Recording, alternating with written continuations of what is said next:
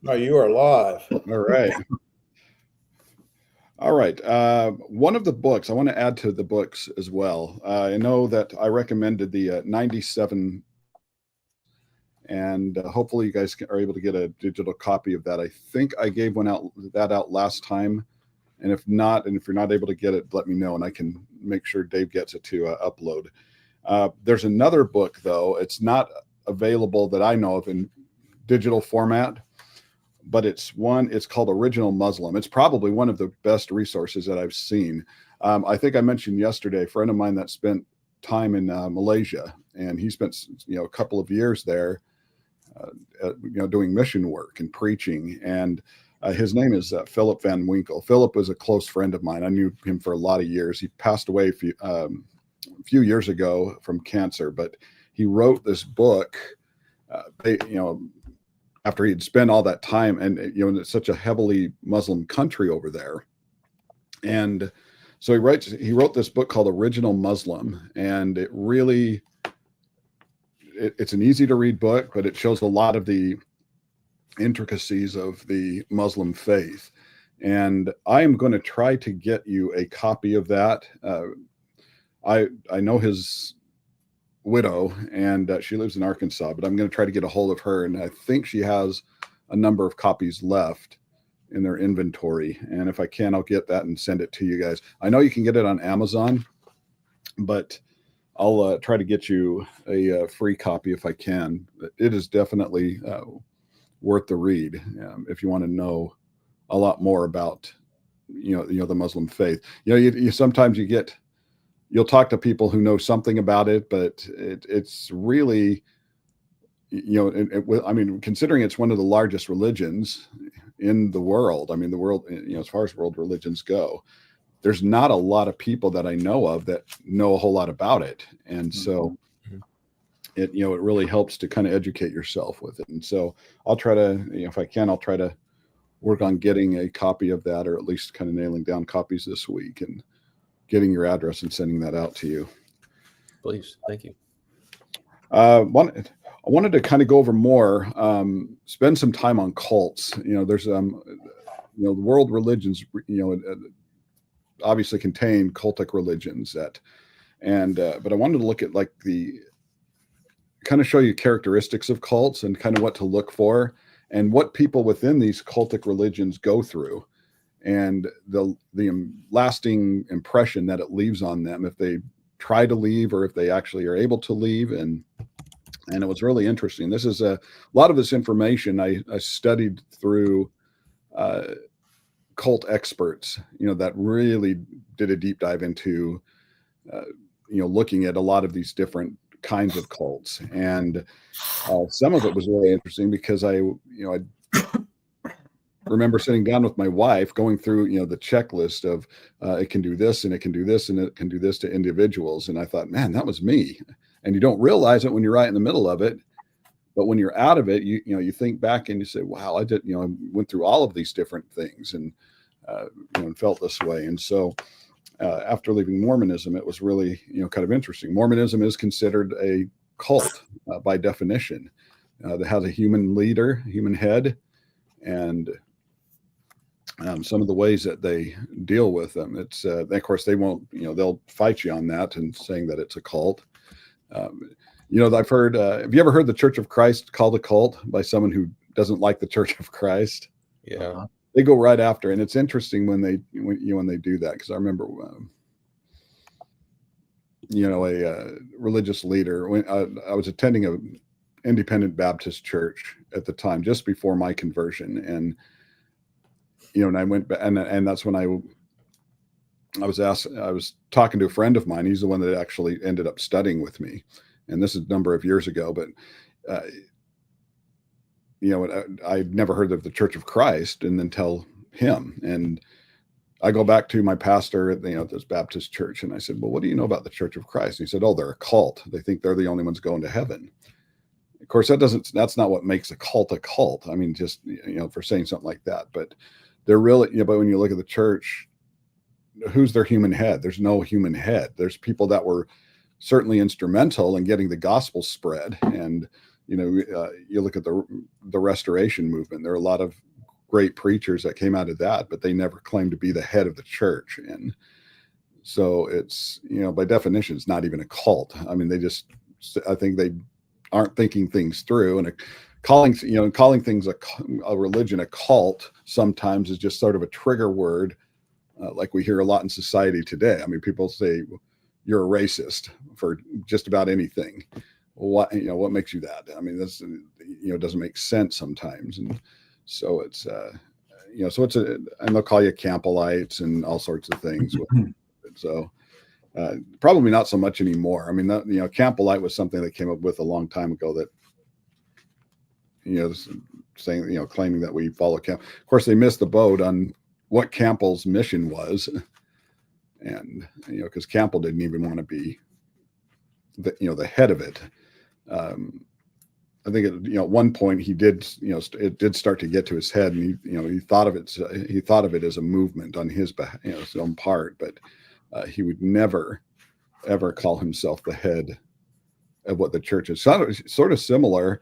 Dave mentioned Martin Luther. I mean, Luther never wanted to put his name on a church. He said he never deserved to be put on. Of course, after he died, now y'all all of a sudden have the Lutheran Church. And so it's sort of an interesting dynamic. But I want to go through some of the things of cults this morning. And then after this, maybe after lunch that we get to this, but we'll start I'll start showing you the seminar that I do on Mormonism and go through that. There's about seven different sessions that I want to show you on that. And so that'll take up probably the rest of today and a good chunk of tomorrow, if not all. Are those the ones that you were that you had shared on the LMS? On which one? On our LMS, you had some videos on there that you were sitting down. No, are you talking about the interview videos? Okay, those are different. Actually, it's did you watch those? Okay, so Philip Van Winkle is the one that interviewed me. If it's the ones that are the guy with the glasses. Yes, and Philip is the one that actually wrote Original Muslim, and so you can kind of see the connection there. And yeah, he's the one that passed away a few years ago. But yeah, those are different. That's a series of videos that, oh, good night. I can't remember even when we shot those. That was quite a while ago. 20 years ago for you, huh? Yeah, it's yeah, I have darker hair. I saw that. No grays then, huh? No.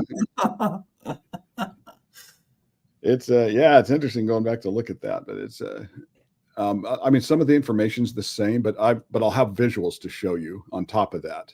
And so we'll get to that a little bit later today. In the meantime, there's some similarities of cults in terms of psychology. The belief systems of cults are characterized by, really by closed-mindedness. I mean, that's what a person has to be in a cult. It's to be closed-mindedness. I mean, they don't seek a rational, cognitive evaluation of facts, and the organization or whatever, wherever they are with whatever they are, is there's usually a hierarchy with it. You've got the head of it. You'll generally never see a plural head, like we see with elders in the church. But of course, elders aren't the head of the church. They're just the overseers, the shepherds in the church. But you'll see, but you'll always have generally one person that's over everything, and then within, and then it sort of trickles down. I mean, sort of like, with Mormonism, they have, their modern day prophet, or what they call the president or whoever it is, at the very top. But then they have heads of each place. Each congregation has a bishop, and a bishop is over that, and he might have, he'll have assistants, but he's usually, for the time that he serves, over that. So it's just one person that's over everything. And so you think, how difficult it is to hold them accountable for anything, because they are looked at as, as the man. I mean, so, but there's usually a hierarchy that sort of interprets the facts, or, tells the members everything that, they want them to know, and things can change. And we'll look at that in just a little bit here. They may appeal to the Bible, but normally the Bible's not ever the final authority, even though they claim they do, or they claim that it might be, an authority within that. It's usually never the main authority with it. And that's the little I do know about the Mormon religion. I've heard even like some of my friends say that they hold the Bible almost the same status sometimes as the Book of Mormon, but we know like the Book of Mormon contradicts it, right, a lot. And even like I see on YouTube, like little shorts and stuff on TikTok and things that talk about how the Book of Mormon and the Bible go hand in hand. Yeah, they try to keep them together, but it really is. In fact, there's a set, and I'll be talking more about this later, but since you hit on it, they have what they call the Articles of Faith, and it's like a series of faith statements. We believe this, we believe this, we believe this, and there's 13 of them. And we were actually really pressed to memorize all of it.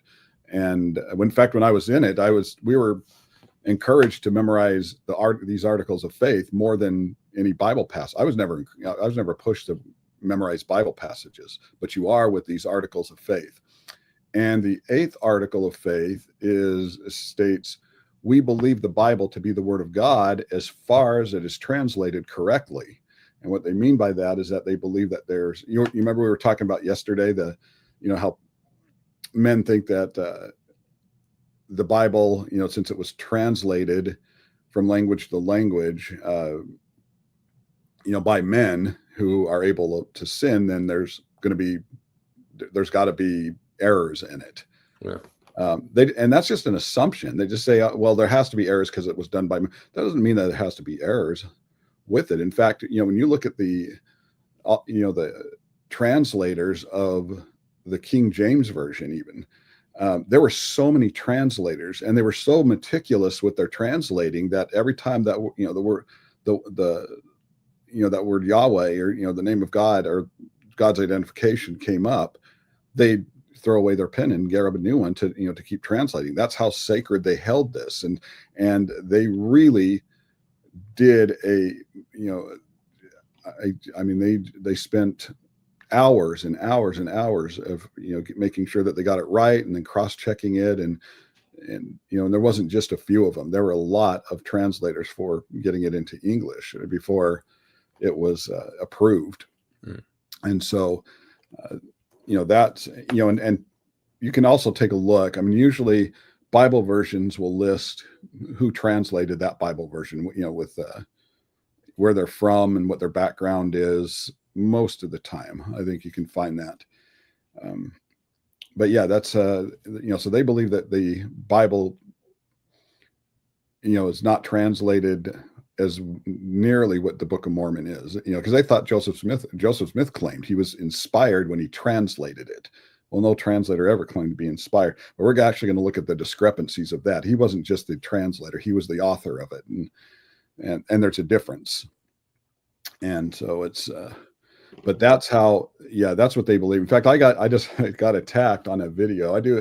I did a video on topical Bible studies, and Lance Mosher is the one that's over topical Bible studies. He put a lot of them out, great videos, by the way. But I did one, I think it was last year, the year before, maybe 2 years ago, of talking about my background, why I left and came out and so forth, and leaving at about the age of 20, right before I would have gone on my mission. And there was a guy that just earlier this week, he made a lot of presumptuous statements in it. And he said, well, you must have left for this reason. You must have left for this reason. You must have.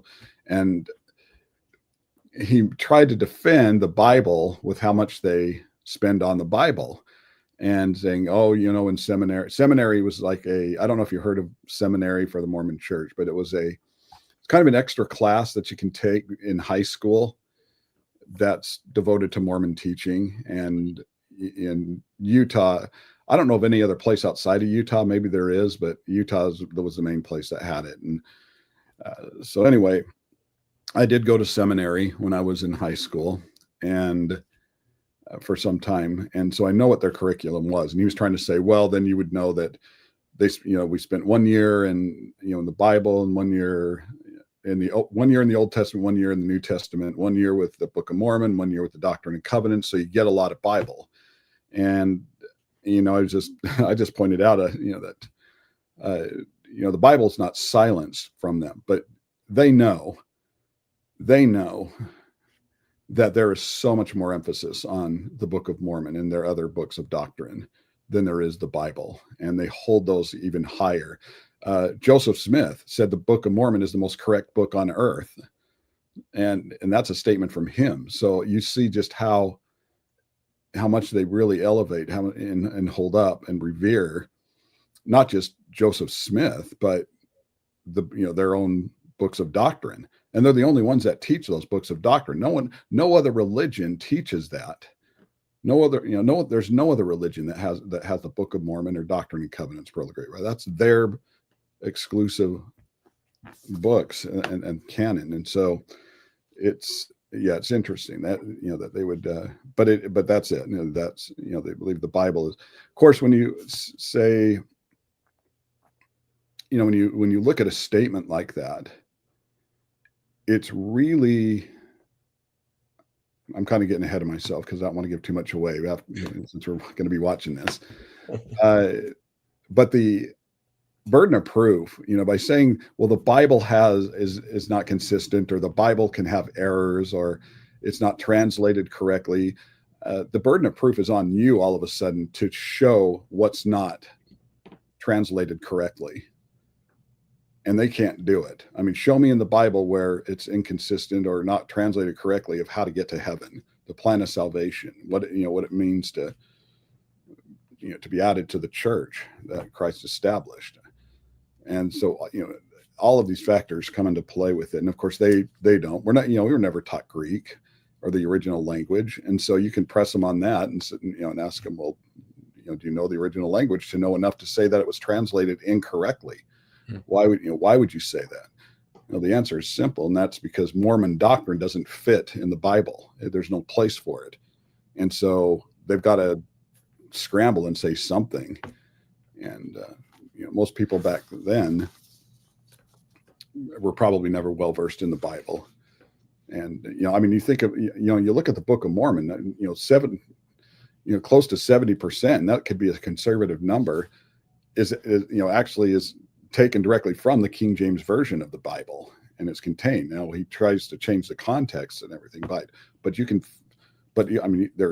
there are whole sections in the Book of Mormon that you can hold side by side to the King James Version of the Bible, and it's just verbatim.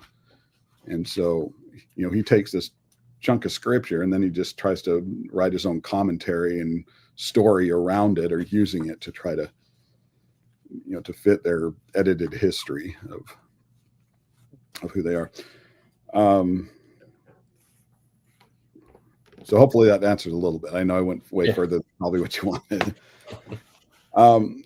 When you look at cultic belief systems, they're characterized really by genuine antagonism, and it's done on a personal level with antagonisms. And in other words, cultists will identify his dislike of Christianity or what you might believe based on the messenger who holds the opposing beliefs. They're not going to attack the religion per se. They're not, if I was in a cultic religion or, one of these, I wouldn't say, well, Jeremiah and Ship, you're, the doctrine that that you hold is an error. I'd go straight after you because you are contradicting me, and you're the one that's opposing me. It's not New Testament Christianity that you believe that's opposing me. I'm going after you as an individual, and you're the one that's opposing me. And so that's what happens a lot with these religions. And so whereas when we evangelize someone, we're going after the doctrine. We love the person, we might not approve of what they're doing, but but we love the individual. I mean, someone, and even if they are in a lifestyle that is contradictory of scripture, and no matter how much they might, buck against the scriptures, it's not, we're going after a lifestyle. We're going after a doctrine, not the person per se, because we're trying to save the person.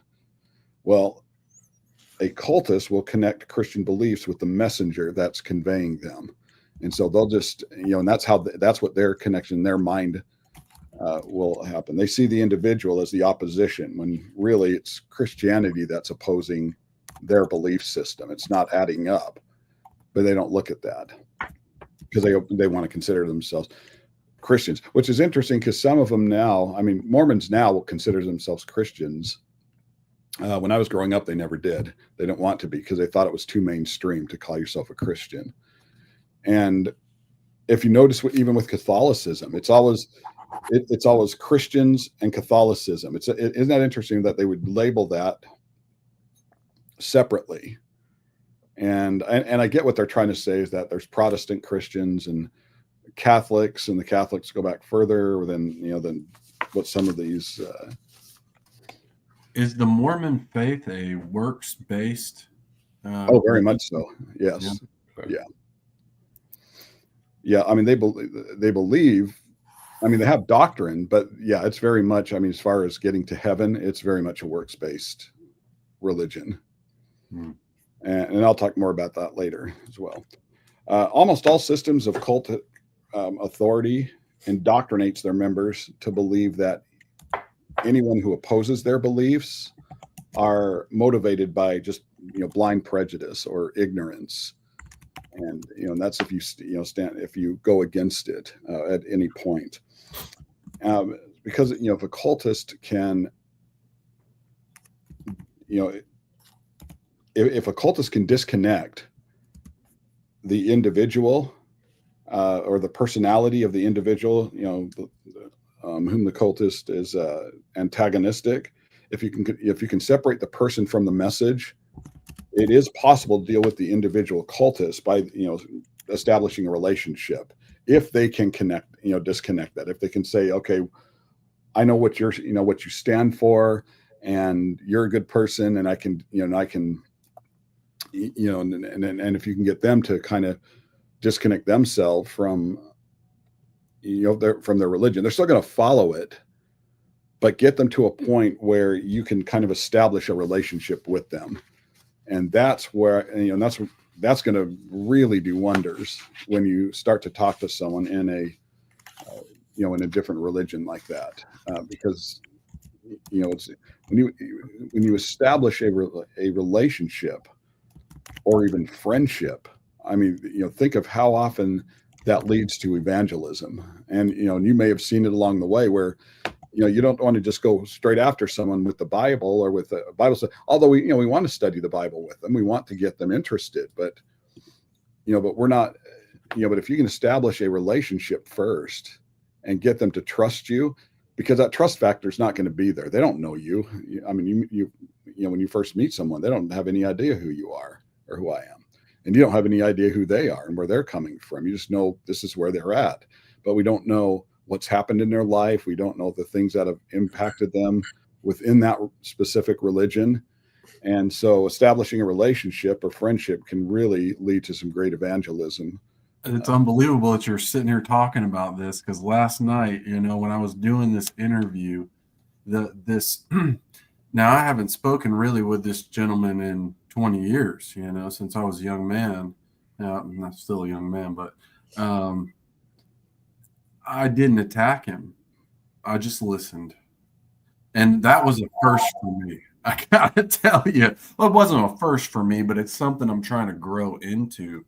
And it really, by the end of it, he said, well, let's sit down and study the Bible together. And, that felt like exactly what you're talking about, because, if I had come throwing darts and disqualifying what he said, I don't know that he would have concluded our conversation by let's study together. Right. That's what it takes. It's just, and you said it, just listen to them, where they're coming from, and you learn a lot about the religion anyway. Mm-hmm. See why they're in it, why, what makes it so engaging that they have to feel that they have to be a part of that religion. And and whereas in the Christian, with talking to them, a Christian who's seen as unprejudiced, or if they see you as educated, in religious studies, if they see that you have a genuine love for really the welfare of them or any of the the cultists or religionists, it really does produce positive results. And and it can have, at the same time, it can have devastating results for the religious system that they're under. I mean, that, because you're gaining a relationship now. They're and the longer you go, the more they're going to trust you, the closer you're going to get, and you're going to be able to ask questions and talk to them about things that you probably would never have been able to say before. And they can hear, they're more open to hear things that they would have never heard before. And you can ask them about, they won't tell you everything, especially with what's going on in it, but they will certainly open up a lot more the more you, again, and that's why it's such a devastating blow to the religion that they're a part of, and especially if it's a cultic, one of the cultic religions, that because it really deals that blow to them, because now all of a sudden they have a member that they were trying to keep, and that member is honestly pursuing these meaningful conversations, and they're wanting to know more, and they're asking questions, and they're investigating. And so if you can kind of disconnect them, and it's not always easy. It's like Dave said, there's someone that's steeped in Catholicism, and that goes really for any religion. If they're that steeped in it, it is way more difficult to try to reach them, because they're already, they've got their group of friends, they've been in it, they trust it. And for every one of you, and I'll tell people this all the time, at least with Mormonism, and this is probably for any religion as well. I mean, this goes for denominations, world religions, anything.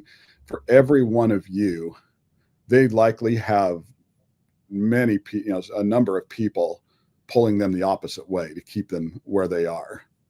And so you're not just, a lot of the times when you're studying, it's, you're doing a personal study with them now, but outside of that study, you're the minority.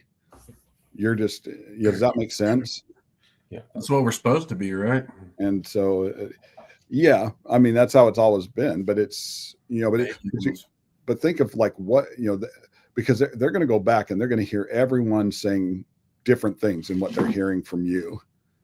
And, so that's, it can be it can be an uphill climb. Can't there be a sense of shaming though? Like, you're talking to somebody who's in a cult. Could they not be fearful to kind of go back to their religious group and to say, hey, I had a conversation with somebody? Oh, absolutely. That's happened a lot. And I'm wondering if like they feel shamed for doing that. Like, how could you listen to that person or be indoctrinated by that? Don't you know this teaching? Or right. Oh, that happened. And that happens. And that's why, what I say, and it's not just one person, remember, that is saying, although it could be just like a parent or friend or something, but most likely they're having a number of people say things like that to them to try to keep them there. And, exactly what you said with, why would you follow that when this is true? That, and it's all about keeping that individual connected with a belief system that is not, may or may not even be true. I mean, and obviously it's not. I mean, they contradict the Bible, but there's a lot of emotion that's involved with it. And it is tough with emotion when you get emotions, and getting a person that the more they're saturated with it, the stronger tie it's going to be. To think that, because they're afraid, it's not just shaming that person. They're afraid because they've been with it so long that they're afraid, what if I disconnect myself with this, or if I leave this, what if I'm making the wrong decision? And it's not just shame. There's scare tactics that come with it as well. You leave this religion and you're going to be lost. You're going to hell. And I was told that several times, by different people when I left. It's, that you just left the one true church. You left the one true faith. And now you're going to have to deal with the consequences. And, and that's scary for someone who's just, they don't know any other system. They have, they might be mindful or educated in knowing some things about other religions, but they're so connected and rooted in that religion that, it's a scary thing to just, to leave that behind, because you're leaving more than just the religion behind. You're leaving, the beliefs of your family behind. You're leaving the beliefs of your friends behind, and who knows how they're going to react to it. And all of a sudden that's going to, everything changes. Everything changes when you leave something like that. And just like, everything changes when you become a Christian. I mean, you've just left the world behind. You're not the same person. And, Chip, I know you, with what you left behind, and you'll never be that same, you never think of things the same way. You're sensitive to more subjects than what you ever were before. And even with growing up in the church, I mean, you had influences, I'm guessing, with with different people. When you become a Christian, I mean, everything changes. I mean, your standard of authority changes. It shifts, and just how sensitive to like worldly, what the world accepts openly, with TV programs or media or entertainment or whatever. It just, everything's different. But you become hypersensitive. Oh, absolutely. And that, and there's nothing wrong with that. I mean, we want to be righteous. Think of that in terms of religion now, with leaving a religion. Everything, you're no longer believing that way is the right way. And that can be really daunting for someone, and especially a young person who might be questioning it. And that's why it's so important to, when it's like, well, Chip, I'll use drugs as an example. When someone leaves, when they go through rehab, or they kick a drug habit, something has to be in place almost immediately to fill that void. Because once you leave something like that, there's a void, because that's just what you relied on, and that void has to be filled with something positive that replaces that. Otherwise, what are the dangers? I mean, you could go right back to the same thing if you're not careful, and a lot of people have. And we had an elder here who was a drug counselor, and he's been one for a long time. And and he would always talk about how how a lot of drug counseling uses the spiritual,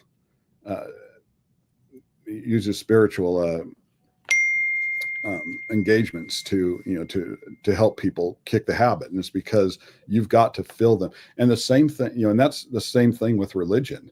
You get a person out of religion, you better have something ready to go to fill that religious void, because that group is going to fight like tooth and nail to try to get that person back, to keep them. And you've got how many other religions that are ready to just swoop down and influence them the way that they can, and take them that direction. And so it is it's a crucial time when someone comes out of a certain religion too.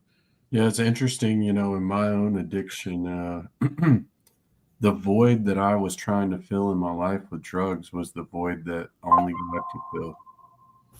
And was thankful for that. Well, I'm glad you did. It's just it's why we need to be patient, and sometimes it's tough to be that, because you just think, why can't you see the truth? Why can't you see what? But it's because we are so used to the truth, or so used to what we study, that we think, well, everybody else, why can't anyone else see it that simply, or why is it not that apparent to them? Mm-hmm. Because it's not. I mean, they just got done with something that they thought was so normal, and that, why isn't anyone following this direction? There was a time that I used to argue with different people, and if they didn't believe in the in Mormonism, and it was a mind blower too. Of course, I was like in Utah, I was kind of in the nest of it, and so anyone that opposed Mormonism, that was just that was the worst thing in the world. It was hard as a young person growing up in the Mormon church to fathom that there's anyone outside of that. And Dave would probably tell you the same thing with Catholicism, that was life. That was who we were. And Nathan, can I say one thing real quick? Yeah. You mentioned when someone goes out of something like that, you have other people in the religious world that's trying to swoop them up. Right. And I've seen that, and I'll go on YouTube all the time and see people's like stories of how they got out of something, and they go into something that's, I'm going to say, within Christendom, but it's like, okay, I'm glad you're out, but now you're a part of something else that's not technically the truth, and it's sad. And it's like, I guess we as Christians need to do our due diligence to make sure we're going out there spreading the gospel. That way other people don't come in and swoop them up. Absolutely. It's like, it's like out of the frying pan and into the fire kind of situation. You think Christianity, the way that Christ purposed Christianity is it's a rescue mission. Christ said himself, he came down to seek and save the lost. That's a rescue mission. And, there's, in any religion that's not grounded in New Testament teaching, that's not, that you can't look at that and say, I'll tell anybody that's in a different religion, if you're that sure that what you're following is right, and that church that you belong to, first off, look at the name on the front of that church, because there's some really funky names that kind of come up with some of the, some of these churches that are out there. Look, and see if that's in the Bible. Can you find that in the Bible? There's your first tell right there, is, how you identify yourselves, what you call yourselves. Can you even find that in Scripture? But then it goes obviously beyond that. What are they doing on the inside? But if you go, you attend a church, no matter what it is, you ought to be able to find definitively and easily in the New Testament. When Christ said, I'm going to build my church, there was only one that they knew. You look at that term, the church, in the New Testament. There's only, and that's all it's ever called, is the church. It was never a name for it. There's never some corporate title for it. It was always just the church, or the body. And we see that in Colossians, with how the body and the church are one and the same. They're interchangeable.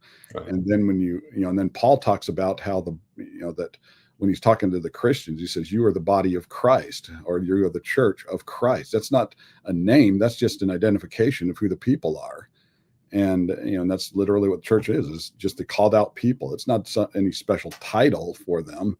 And so whatever church or religion that someone belongs, they ought to be able to definitively say, this is what they're talking about in the New Testament. This is what they're showing, and they should be able to prove it, because of the beliefs of how, the organization of, of how it was established.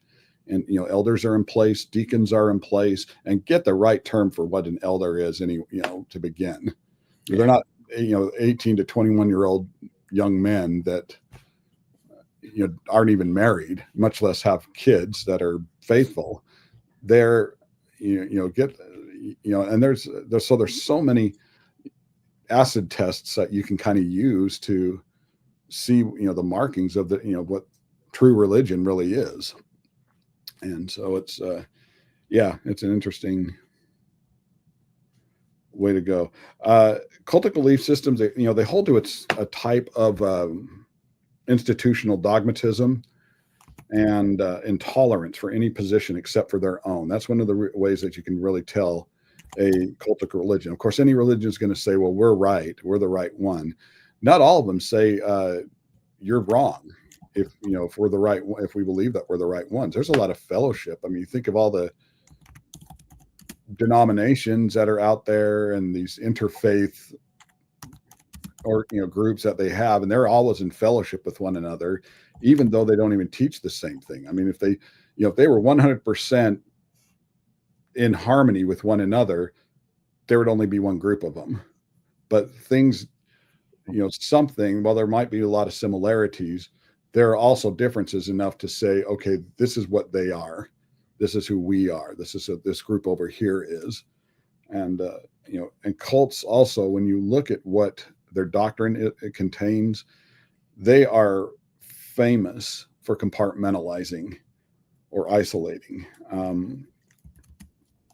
with what you give them. They might follow contradicting beliefs and teachings, but what they by compartmentalizing, what I mean is that you might show them something that they actually it might make sense to them, but what they're going to do is put it over here on the side and say, okay, but look at all of this right here that's good that we're doing. And so and to them, they're just everything that you push on the side just doesn't matter, or it's irrelevant, or they just don't focus on that. Whereas an honest person who really is pursuing the truth, they're going to take all those things and they're going to look at it and say, wait a minute, these do matter, because there shouldn't be anything that's different than what the New Testament teaches. It doesn't include everything. We can't, so compartmentalizing is a big part of cultic religions, or any world religion, really, that, for how they follow. You look at Jehovah's Witnesses, they said Abraham, Isaac, and Jacob would return to the earth before the close of the 1920s. Well, did that happen? No. And they know, they're aware of that. They're aware that these patriarchs didn't materialize and come to earth, and yet they cling to the same principles of all of these prophetic interpretations. And so so they'll just put that aside and say, okay, well, this is, but this is still good. Mormon historians and theologians, they're aware that the first edition of the Book of Mormon, and I will actually show you a copy of this later when we look at this, but first edition of the Book of Mormon and the present edition of the Book of Mormon are completely different. It's gone through so many changes, and both contain errors, both have revisions, and the revisions are that are seen are accepted by them. I mean, they'll just openly and trustingly accept, well, the Book of Mormon isn't the same as it was. I guess Revelation has changed, and they'll just accept this new. That's why they believe that there's new revelation that comes all the time, and that's why they have their modern day prophet who says, okay, I went in and communed with Jesus, and he said that we could change this. One of the examples of that is with those with dark skin. And there was a time, and this goes all the way back to believing that those with dark skin are were cursed people. And for a long time in the Mormon church, someone with dark skin could not hold any kind of priesthood in the Mormon church. They could join, they could be a member, but they could never hold any kind of authority or any priesthood position or anything. And then the late 70s, their prophet, his name was Spencer Kimball.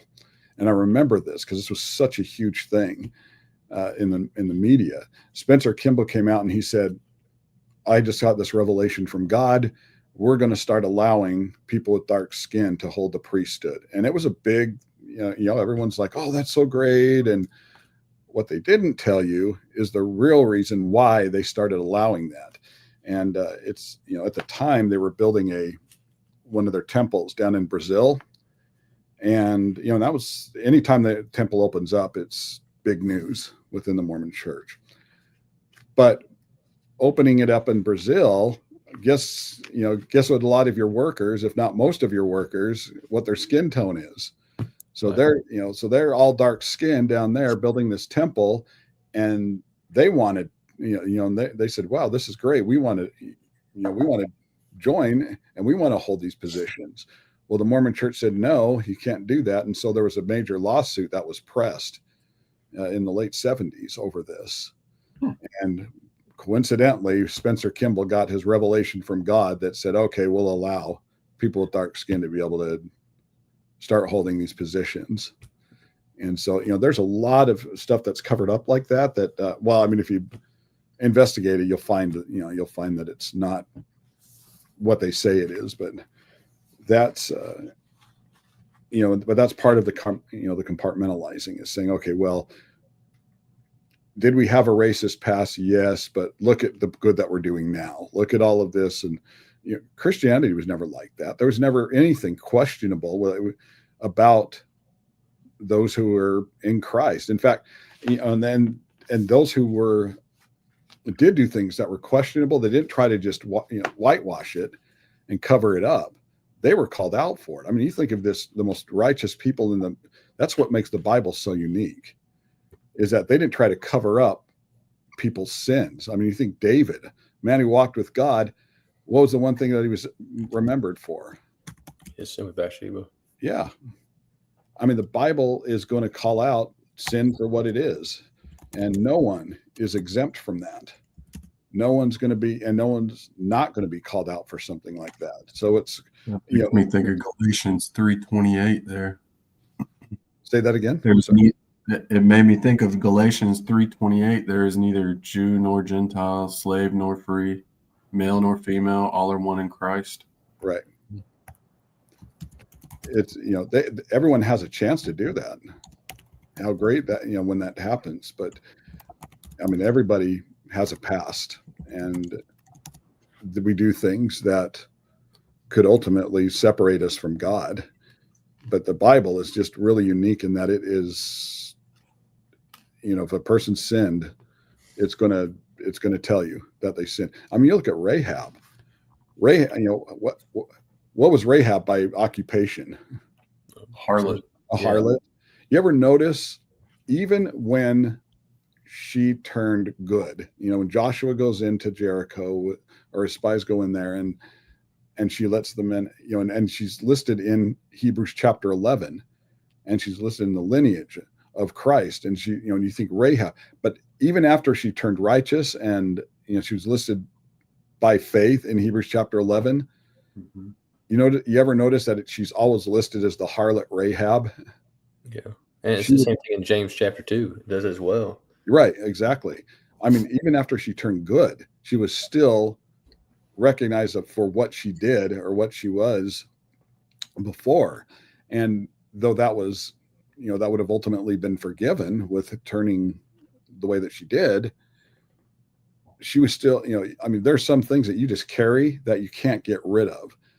And it's a hard thing to get people to forget what you've done sometimes. I mean, it's, or, to remember what who you were.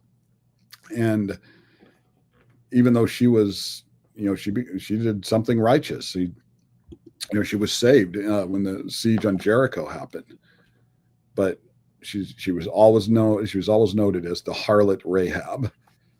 And so it's, it's interesting that even the most righteous people will still be recognized as, for what they did. It might be a good thing, I mean, forgetting our past is not something that we should do. Right. I like to be reminded of my past because it keeps me on track, honestly. Right. Well, Paul did. I mean, Paul kind of called his own, he would talk about his past several times to people, and that humility that comes through when you speak of your past and the change that was made through Christ I love those passages where Paul talks about that. Right. Let I mean, he was human. We tend to put Paul on such a pedestal, and think, oh, here's the one who's just so bold, and he goes to all of. He really, I mean, when you look at Paul, he really is a sensitive individual. He cared about souls. He loved people, and you can tell that in all of the, the opening statements of his letters, that he would call them brethren beloved, and just really had a great compassion for people.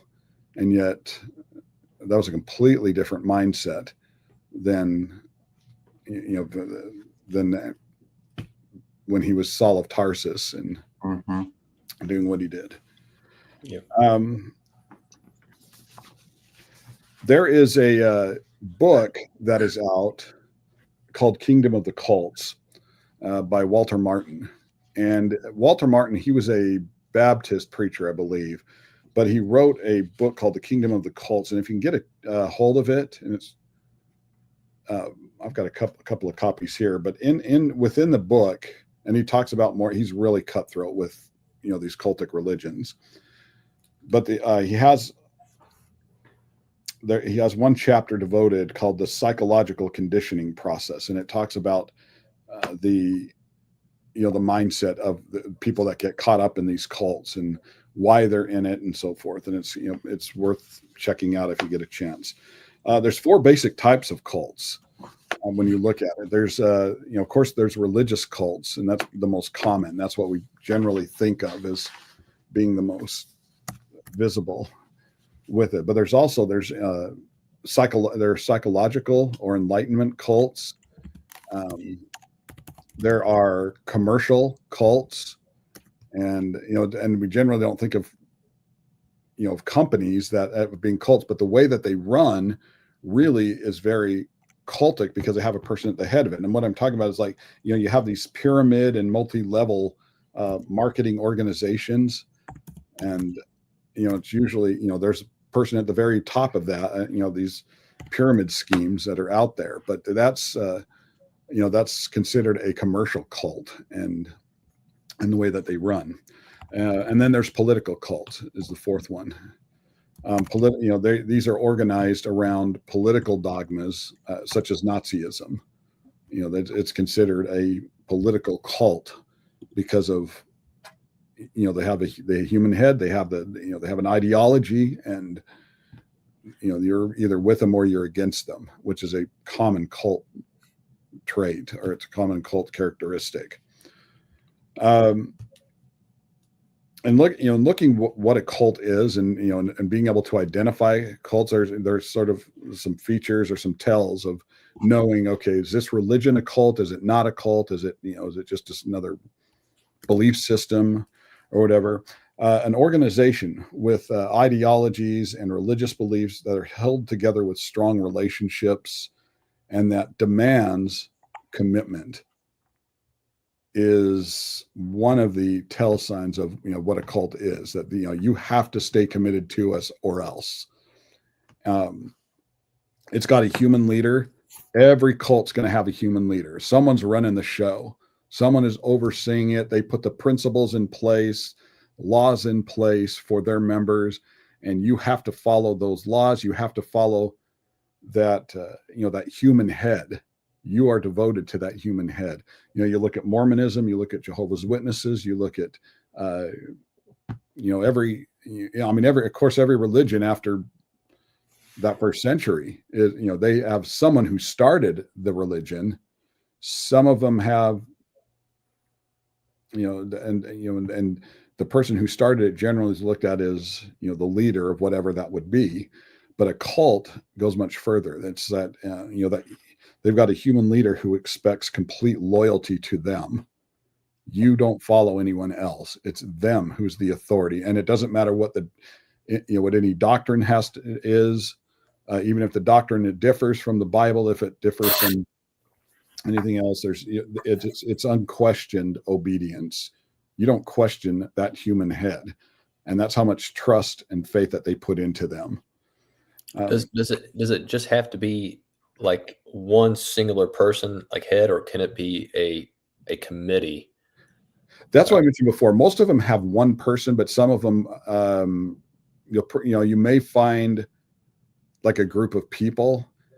Usually within that committee, there's one they'll probably tend to look at as more, although that's not always the case. They sometimes will have a group of people who will meet together, but they still demand that, that you don't question them. Okay. And so whoever it is, but they're always human. And so it's, do you have an example in mind as far as with asking that, or?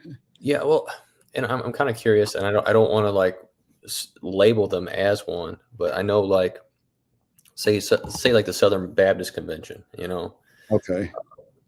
they have a convention. There has to be some sort of committee that runs that, Right. and I know like there was some allegation a couple years ago that a missionary was, I think, going towards Africa, and to be a part of that missionary society within the Southern Baptist Convention, Right. he had to acknowledge certain things to be absolutely true. And even at some seminary schools, they'll have their statements of faith, and it's like you have to hold by these things in order to be part of us. So I'm just kind of curious if that's the same thing, or if I'm just kind of Sort of. I mean, it's, you know, they can, uh, you can be a Baptist and not be a part of the Southern Baptist community. I mean, because of course they have a whole bunch of offshoots, and it's interesting that you should say that, because when I was attending an independent Baptist church, and it's interesting when you get into these different little factions of, you know, of denominations. The independent Baptist church actually will, they believe that in church autonomy, that each congregation should be responsible for their own, and that they got right.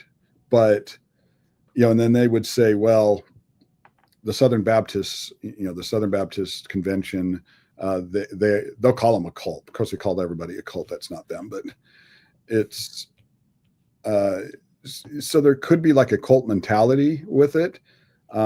Is it a cult by definition? Maybe, maybe not, depending on how, you know, serious they get. I mean, you know, if you're not a part of it, are you going to get excommunicated? Are they going to kick you out? Well, no, not necessarily. You're just not going to have the support of them. okay. And unless something's changed, but you know, if you notice that, you know, there's a Northern Baptist part of it, the Baptist church as well. And the Southern Baptists don't like the Northern Baptists, and the Northern Baptists don't like the Southern Baptists, the way that they run things. And so it really gets convoluted with, you know, all of these offshoots. And it's just, and it's another reason why, you know, how you can tell that, I mean, why, you know, it's a false religion. I mean, why are you having all of these different offshoots of that? Why don't you just go back to what the New Testament said and do it that way? Right. And then you can avoid all of this. But so yeah, the Southern Baptist Convention, it's yeah, it can be. I mean, I guess, you know, kind of a cult mentality, but I don't know if I would call it a cult. Okay.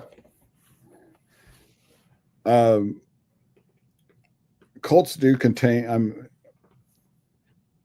okay. So when you look at cults, they, you know, it's kind of a group of people that are gathered because of a specific person's misinterpretation of the Bible, like one person, and they just say, okay, but I, you know, we'll follow the Bible, but this is what I want you to make it mean, and this is what it says, and you can't dispute what I'm telling you, what the Bible means.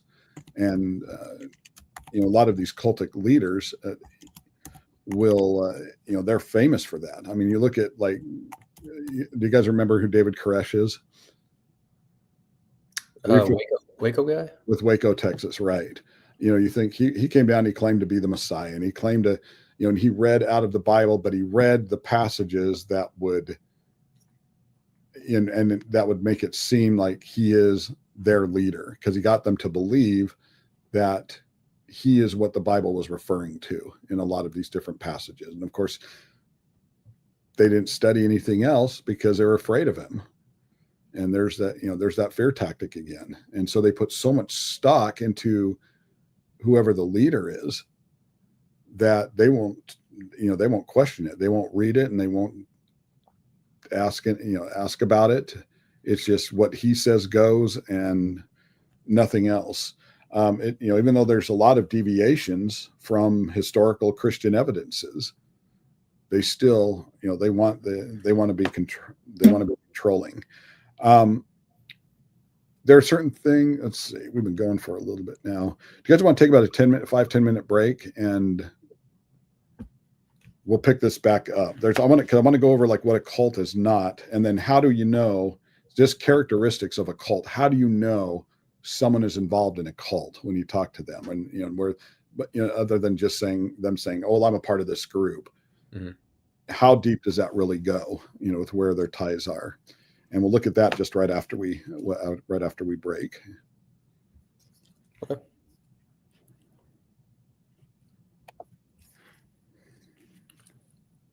So be back at 10. Be back. Let's see, what time is it now? Yeah, let's go for about 10 minutes. Let's go 20 after. Okay. Okay.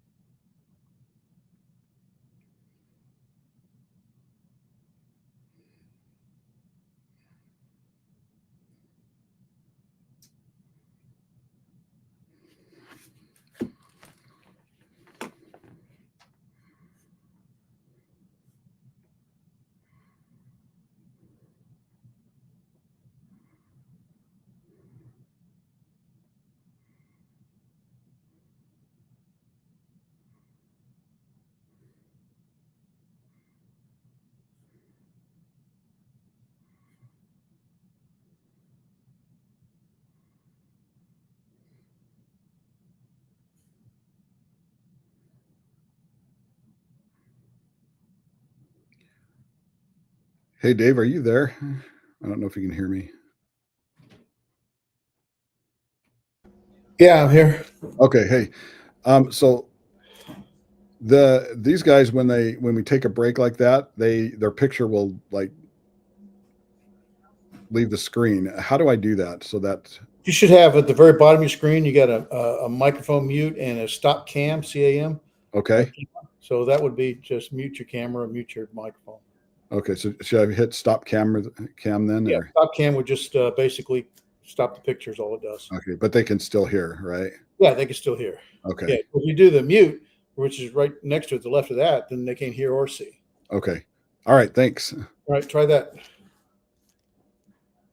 There you go.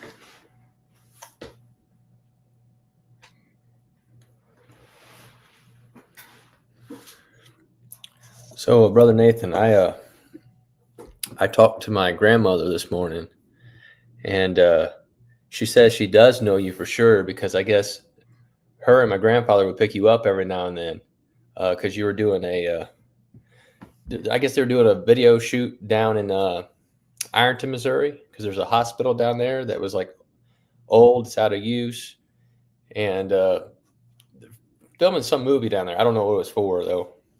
I don't know if you remember that or not. Oh, when I was, yeah, we were down there. It was just, I mean, it was one film that I was down there for, and they would, yeah, I do remember them. And it's, when did they pick me up from the hotel or? I think so. Yeah. I think so. Okay. What movie was that by any chance? I would never even recommend it. It was a really weird one called Apocalypse and the Beauty Queen. And Never heard.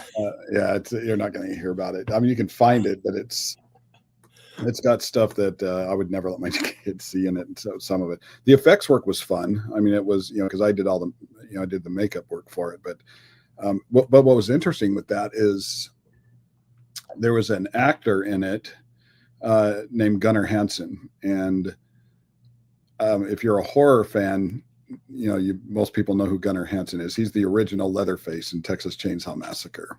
Oh, really? And so anyway, he was in the film, and he and I got to actually be pretty good friends through the filming. And, we'd hang out a lot on set and in the trailer and so forth. And I mean, he's actually a really big teddy bear. He's one of the nicest guys that you could have ever met. But my wife would send him Christmas cookies. And anyway, it was, so Gunnar was, he hated LA. And, at the time I was living in Los Angeles, and he lived in Maine because he just did not like LA. I mean, he'd fly in when he would have to do a movie, and then he'd fly out as quick as he could. But anyway, when I made the decision to, leave the business, and I'd been in it for a number of years, and go to preaching school, people were just like flabbergasted. I mean, they thought, wait a minute, you're going to do what? You're going from this to doing what? And, so it shocked a lot of people. But Gunnar, I called him one day and I said, I'm just want you to know I'm leaving the business. And he goes, what are you going to do? And I said, I'm going to go to preaching school. And he said, that's great. And so he was really encouraging, and which I was grateful for. But yeah, we kind of established a friendship through the filming of that, and then he died probably 4 years ago or so from pancreatic cancer. And oh man, it was it was sad to see. But anyway, so yeah, that was but yeah, we shot it at it was like an old, I think it was like I don't know if it was like a girls' reform school or something that had been closed up, or a hospital. Yeah, maybe it was a hospital. And yeah, it was, yeah, it was a fun experience. It was an interesting one down there, with the crew cast. They always say that hospital was is haunted, and I know my brother, he's kind of superstitious. I think he believes in Bigfoot and all that other stuff. Uh-huh. And he told me and my brother-in-law, who works down there for the highway patrol, he says, man, we need to stay the night someday, just a full night, just to get the experience. I'm like, okay, man, if you want. Of course, I love backstories like that. It's because I think it's interesting, the psychology that comes with it, and why people believe that. And if I hear a place is haunted, I'll be like, okay, I want to go there. I want to see this place that would make people think this. And so I get, curious about, not because I buy into it, but because it's just, I think it's neat to see old places like that. And, and the stories that cause all of these different, that kind of escalate and everything. Well, it's funny with the highway patrol, or with the police that were down there, we were, we had our trailers set up in front of it shooting, and the hospital. And there was a police car that came by, and he started flashing his lights, and the producer was there, and he said, "Oh no, he's going to hassle us about, being here. We're going to have to come the permits, and it's going to back everything up, and and so forth." But the police officer, he stopped, and I was actually outside talking to Gunner. We were going over a scene or something, and he came up and he said, "You're Gunnar Hansen?" And he said, "Yeah." And he said, "I just want you to know I'm a big fan." And he said, so he was really, he was nice, but it was interesting that Gunnar got recognized then after so many years, and by a police officer of all things, that's in their town, shooting. And that's crazy. That was pretty funny. But it was, but I got to know all of them. They were really, good people. They kind of kept me sane down there with, with the grandmother and Jerry and all of those. I actually signed, it was really awkward. We were at dinner, and I was having dinner with Jerry and his family, and he asked me for an autograph in front of his family. And I've signed autographs, I've signed like DVDs for movies I've worked on and stuff like that, with people that want to get into the makeup business and stuff. But to have him, ask, a preacher to me, because I thought, preachers aren't, I really had a lot of respect for preachers. And, so he asked me at dinner for my autograph, and I just thought, are you kidding me? But I did it. Awesome. I don't even know if he still has it, but I bet he does. I bet he does. But yeah, that was my time down there. It was, I think we were there. I was down there for about a month and a half. We were shooting. So, and is that a New Zealand rugby flag behind you? Yeah, you did. I did a mission trip in New Zealand and got to be a fan. So I got to go to New Zealand once. You what? My grandma took me there for a couple of weeks. So it was okay. I'll tell you, we almost moved there. If we didn't move, like when we were looking for a new place after Florida, California just kind of dropped in our laps. Katie was from Sacramento. Of course, that's not why we took the work here, but because we're up near Sacramento where I am. But congregation, where we are now, just happened to be looking for a preacher at, around Christmas time, because we'd come here every year to visit her family for Christmas. And, but we were talking about moving to New Zealand, because we fell in love with it. And and I'll tell you right now, I am a huge Lord of the Rings nerd. I love everything Lord of the Rings. And so when we went to New Zealand, we got to go to Hobbiton and visit, some of the places that they should, with Lord of the Rings. It's a beautiful place. Oh, it's gorgeous. You can go snowboarding in the morning and be at the beach in the afternoon. That's it. You can drive one way. You have literally every terrain that you can think of, every environment that you can think of. So will they give you a visa for being a preacher? If it's long term, like Lance Mosher was there for about 10 years, and he got a work visa, I think it was, over there because he lived there for so long. Going over there for mission work, it's just, I don't think we needed our passports, but I don't think we needed a visa, if I remember. Well, you just gave me a new goal to aspire towards. What, to go preach in New Zealand? Go preach in New Zealand. We need help over there, man. I'm telling you. But everything is way more expensive there. Even more expensive. I live in Asheville, California, so I'm used to it, man. Okay. This is expensive, like California over here. Yeah, California, everything's ridiculous here, but it's even more over there. They pay that, like, just to give you an idea, they don't do gallons for gas, they go by liters. So they $7 a liter. That's not $7 a gallon, $7 a liter. And you gotta get yourself a good bike. Yeah. A lot of them do. They just walk it or public transportation. And yeah, that's right. But it's if that had to be the cross to carry there, I am willingly carrying that one.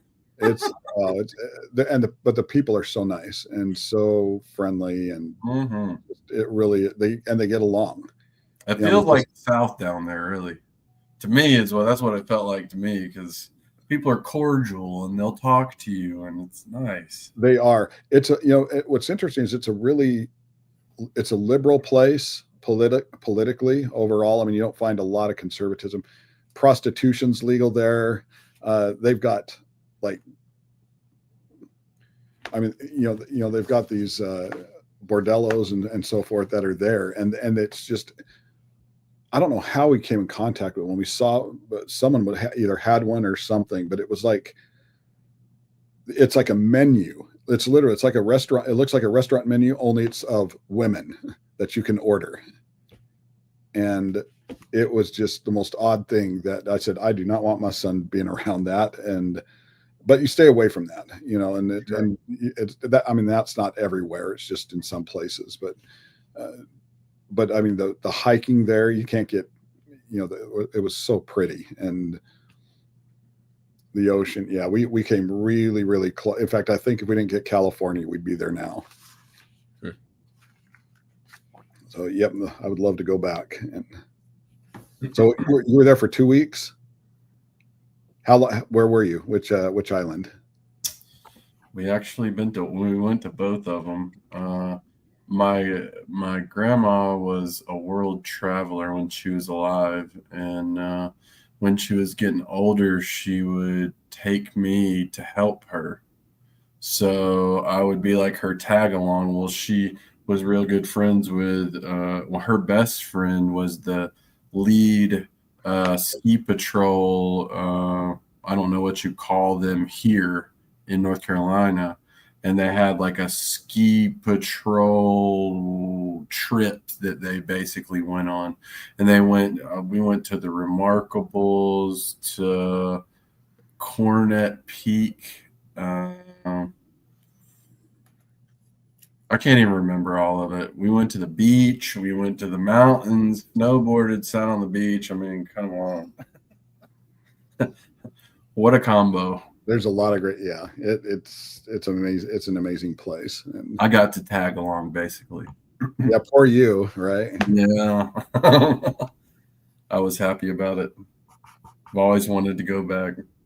I would love to go back. I mean, okay. A couple of there's something, what a cult is not. And, there's some things that, you want to make sure that we don't mislabel anyone in a cult. And, it's not just a following of fans, that are after a religion or even a certain head. I mean, sometimes that people can get kind of, infatuated with, the head of what a religion, of a particular religion. I mean, you look at the Pope, for instance.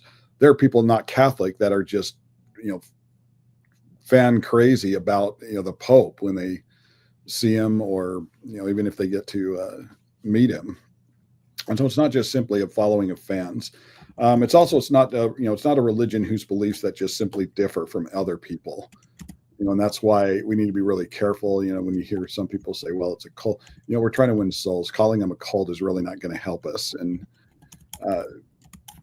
there's a time and a place to call out, but it's, when you meet someone of a different faith, be very careful with how you tread, so that it doesn't. But how do we know if it is a cult? There are characteristics that, that you can see that are visible with it. First and foremost, members display just a lot of zeal. It's a zealous commitment to the leader of whatever religion it is, without even questioning him or her. And and they can be dead or alive. I mean, you think of how many people are just so caught up with Joseph Smith. You think of the people that are caught up with Charles Taze Russell, with the Jehovah's Witnesses, Ellen White, these different, of course, with Scientology, same thing with L. Ron Hubbard. And, they just, whether they're dead or alive, they just have this zealous commitment to them without even asking whether or not they're correct or incorrect with what they say. If it's a cultic religion, they're going to be secretive to some extent. There's going to be things that, they might seem open and, and talk about it. But there are, they have like secret ceremonies, for instance, that are very common in them, and they just don't, they just won't talk about it behind the scenes, and you will not get anything out of them. Pressing them on it is not going to do any good, even if they know that that there's secret ceremonies. They're not going to dispel anything with. Aren't the Masons kind of like that? Yep.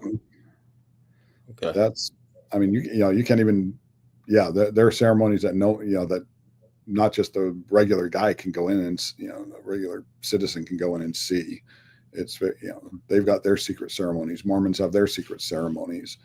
So just just kind of not be careful, but just kind of be mindful and on guard with,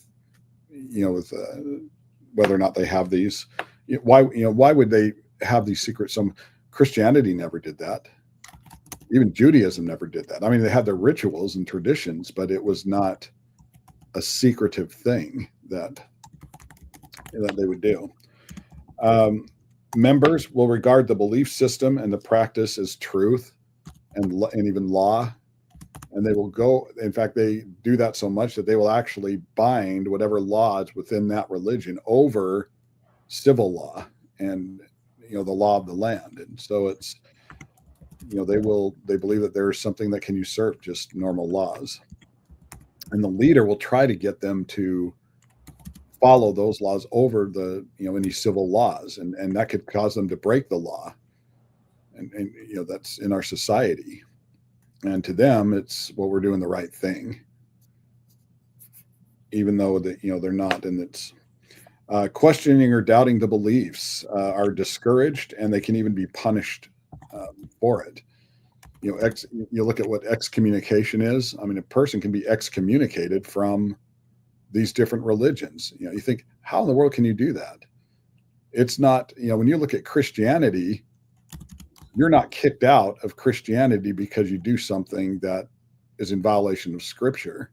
You can remove yourself, but as we see in Scripture that no one else can remove you from God's hand. Only you can do that. But with it, with a cult and some of these different world religions, the person can be, they're the leader of that, or someone who's in authority can actually kick you out of out of that church, and you're no longer going to be a part of it. And you're not allowed back in until you go through a series of different things that, and they deem you worthy to be able to return to it. Abandonment from friends and family, that's a big one. And that's just for doubting or leaving. I mean, it's very common to have your friends or family not want to have anything to do with you after that. That's what happened to me when I left. I mean, I just, not my family per se. They were, they weren't happy, but I lost all my friends. I just stopped calling. And sometimes it gets even worse than that. My wife, I forgot to bring it with me this morning, but my wife will be here in just a little bit. And she's bringing a letter that I want to read to you guys from someone that was trying to leave the Mormon church and the abuse that she took. Not everybody's story is the same as that, but it's really a heartbreaking thing when you see that. And it's not just the Mormon church that does this. It's other cultic religions that do the same thing and put them through the same kind of stress and abuse and so forth. But it'll really open. I mean, it's mind blowing to see what this lady went through.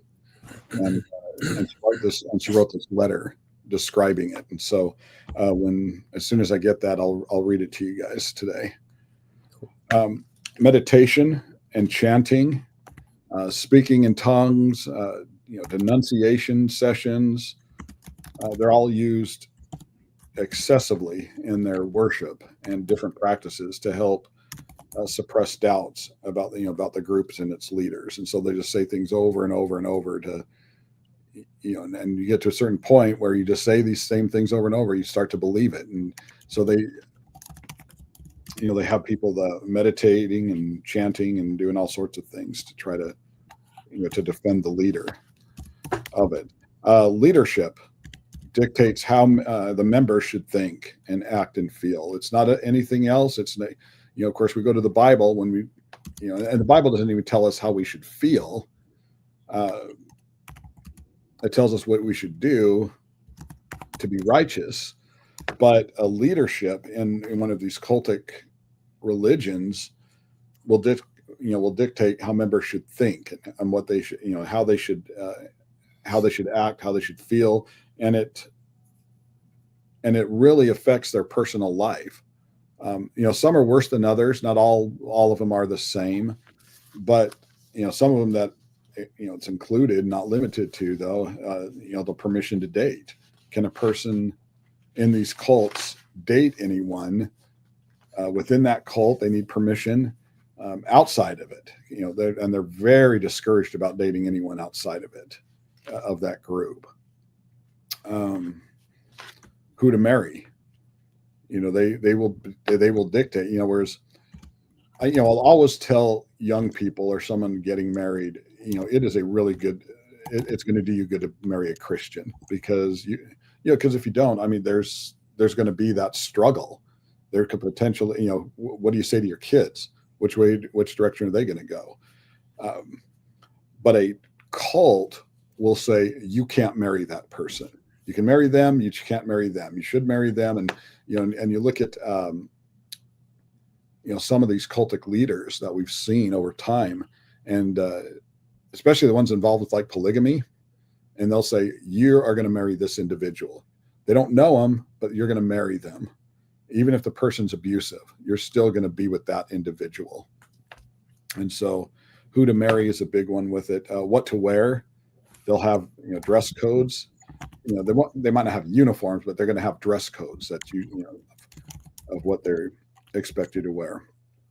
Where to live. They'll place you in different places of where they want you to be, and that's probably just to keep tabs on you. And you're all they're always going to know where you go. I mean, they will follow you. I remember, I always remember when I first left home, right after I went to high school, left high school, I was living in Pittsburgh at the time, because I went to Pittsburgh to study effects and things like that. There was a big makeup artist that actually was living there that was associated with the school, and I wanted to learn under him. So anyway, so I was like 19 and then 20, and I was right sort of at the end of more, of everything. And I didn't want to be contacted. I didn't want to have, it was right before I just finally officially walked away from the religion. But I remember being in my apartment one night, and we were like on the 9th floor, and we had one of those intercoms, that people would buzz you, and you would let them in, with the button. And anyway, so I was there with my roommate, and one night, and someone buzzed our room, and I got on the intercom, and I said, yeah, I guess it kind of caught us off guard. And they said, is Nathan Franson there? And I said, yeah, that's me. And they said, this is Elder so-and-so from the LDS Church. And, we heard that you were here in town, and we just wanted to meet you. And I said, how did you find me? And they never told me. They would not tell me where they got my information, or where they told. Of course, they keep, they keep record of where you go, and they know everywhere that you go. Once you're on the records, and that's why you got to take your name off it. And I'll read you that letter in just a few minutes here, that I officially had my name taken off of the records. But we think it might have been my mom that told them, but we weren't 100% sure on that. She denies it. And so, because my mom's still very steeped in Mormonism, but they, nonetheless, they knew where I was and how to get, and how to find me. And so they will always know where you are, even if you don't think they do. Whether or not to have children is a big one. That's, they'll tell you, how many kids to have and when to stop, and so forth. How to discipline your children when you have them. It's not you that's going to be running your household. You're going to be taking orders, or you're going to be listening to someone who has a heavy influence on how to discipline your own children. And your experience. I'm sorry?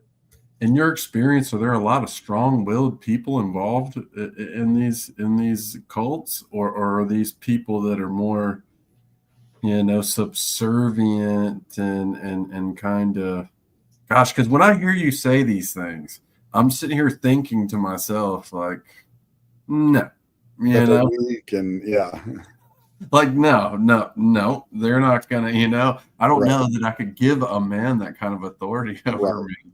Well, it's easy, it's easy for us to say because we're outside of that. We've That's never been true. a part of it. We've never been saturated in it, and it's it hasn't been around us all the time, especially our whole life.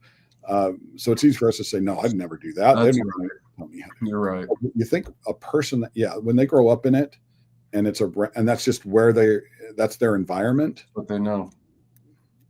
and that's why when they get out of that, that's one of the things that it's tough to get used to, is to think independently, because you're so used to taking orders and having someone decide for you. And that's one of the things that when people come out of that, it's really hard to adapt to just normal society, because now all of a sudden you're making the decisions, and that can be really daunting for someone who's not used to that. Take back my comment. With how come they can? Well, I mean, no, but it's understandable, for us to think that, because we've never been there, and why, how could they? How could they do something? And how could someone, fall for that? But part of it is because they put so much trust into with that head or that leader. Job, that's another one. I mean, they'll tell you what jobs to have, and whether you can keep it and for how long. Brother Franson, are you familiar with the 12 tribes? Expand on that. I don't know how to expand much more than they have these places called the Yellow Deli. Have you ever heard of this? I don't think so. It's a wild thing. I was hoping that you might know a little bit about them, but sorry, I'm pulling you off topic here. That's all right.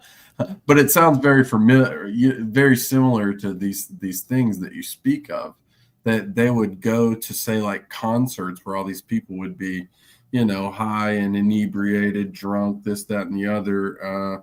And they would pick them up in this van, and they would like take them off and indoctrinate them and make them not want to leave. And then the way that it's presented to the public is it's kind of like, it would represent itself to be kind of Amishy, kind of Mormon-y, kind of working with your hands, not, working together as a community. It's really weird. I used to mine for emeralds, and the town that I mined in, it's called Hiddenite. And these 12 tribes, this cult, has basically started buying up all the property, and they're trying to, I guess, convert the entire town. So there's all these people just walking around all the time when you're over there. It's very interesting. I mean, are they dressed like the Amish, or? They're very dressed down compared to what it would be between, say, a typical something you and I might wear, and in between what the Amish would wear. Okay. I mean, you have tailored almost, right. But you have some of these groups. I mean, they're not the Amish, but you have like the Mennonites, for instance, and they have their way. It's interesting with the Mennonites, though, because we actually had a group when I was preaching in Florida. They would come down every year, almost at the same time, and it was a Mennonite group, same group, and they said, the way we worshiped is the closest to how they worship, and so they really enjoyed coming to the services and so forth. And so you've got little groups like that. You've got the Shakers. You've got that have been around. I don't know where the group that you're talking about. I'm not sure. I mean, did they start locally, or are they? There is a head of it, of the whatever you would call it, somewhere in New York. I believe it started up in upstate New York. They have little communes, all down the East Coast. I've talked to some of they believe some interesting things, They believe in Jesus, but they don't believe he is the Messiah. Okay. And they live a lot of old covenant stuff. Yeah, it's interesting, because they own this restaurant, and they own these restaurants, and this restaurant is immaculate. You've never seen anything like it, because all of the people that are in the cult, they bring them in from everywhere, and they're carpenters, and they're finished drywallers, and they're doing like this like craftsmanship.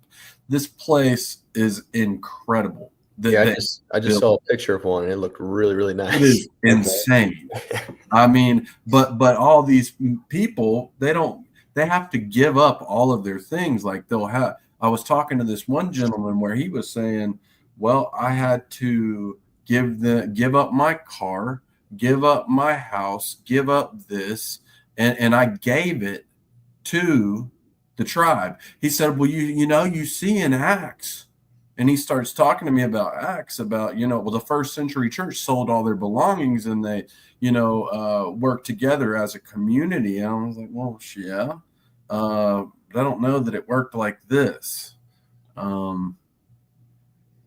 Anyway, I don't mean to sidetrack you, because I don't know a whole lot about them. I was hoping you did. I didn't, but I'll look into it. It's called the 12 Tribes. Yes, sir. Okay. And the yellow deli is the thing that they have. Like you should look up the yellow deli in Hiddenite, North Carolina, whenever you get a chance. The thing is amazing. But it's all, that they have decided to be this community. And on the outside, I gotta tell you, it's inviting. Because you see these people, and none of them, they're all very kind and courteous to anyone they come in contact with, and each other, it seems. Okay. They do things in the community. Like it seems legit until you start kind of talking to them, and you understand that there is some strange doctrine at hand. Don't exactly know what it is, though. Okay. No, I'll look into that. I don't want to, because I've never heard of the 12 tribes, so it's yeah. Kind of going back off what you were saying earlier about the leadership and how it dictates everything. So I know we have a few members that came from the ICOC, and we had some other members that visited from the ICOC. What's the ICOC, by the way? The International Churches of Christ. Right. And I didn't know anything about them until moving out over here. I think it stemmed from the Boston movement. Yeah.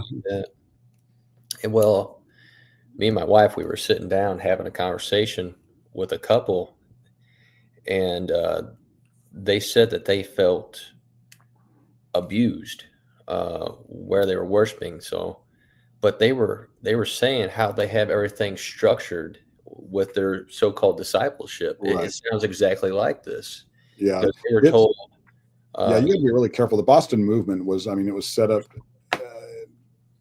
to where they had the committee. They had it's essentially like a missionary society.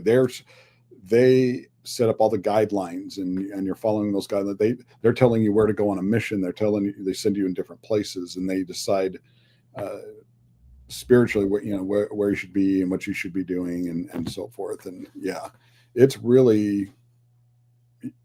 Yeah, the way the Boston movement works is really an unscriptural way of running it, and of course you throw up Church of Christ on there, and if you're not educated, then you just think, oh, this sounds like it belongs. Right, but it was just weird because they were telling us when it came to dating, they had to date this person, or oh, is that right? Yeah, or it's like you can't date this individual, or you have to be at this study because of this, or you're only permitted to do certain things in worship because of this, or I think even where to live, and I think even where to work. So it's just kind of like, wow, that is I never knew anything about that until they started addressing those things. And you're bringing all this up. I'm like, whoa, this is kind of matching. it's I mean, it's interesting how close you get with, if it's not a cult, it's a cult mindset. And, I don't know if I don't know, but I mean, it's, at the same time, I mean, once they start dictating like that, you come really dangerously close to stepping into territory that you shouldn't be in, as far as how it's about how it's ran. Yeah, we've got some of the Boston movement back here, but I mean, they're not real present, and they once were. I mean, probably had a much bigger following than what they do now, but it's still around. Yeah.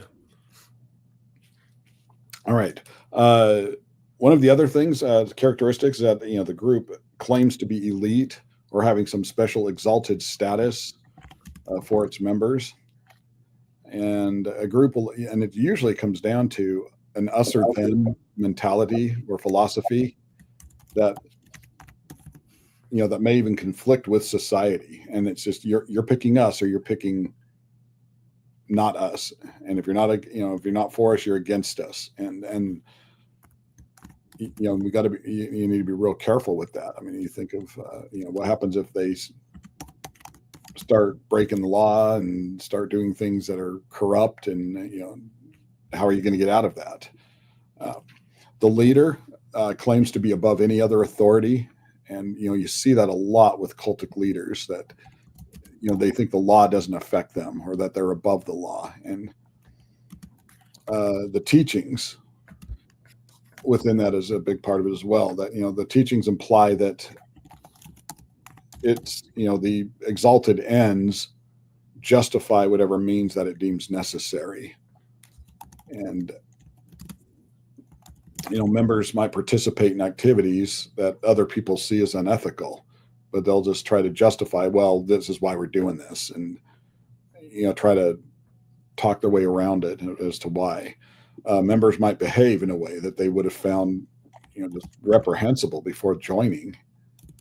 Now they're everything changes, and you'll usually see, just as like you see a change in personality and conduct with someone who starts taking drugs, the same happens with a religion. I mean, you'll see, you can see a shift in personality with someone who starts to and it's not joy.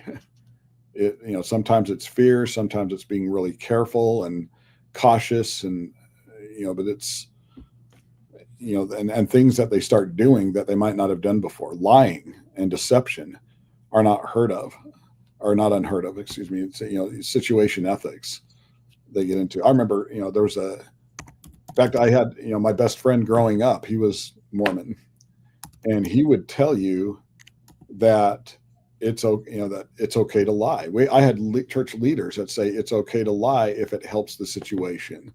If it, if it's comes down to that or hurting something, if you tell the truth, then go with what is not going to hurt the individual or hurt the situation. So they are really into situation ethics.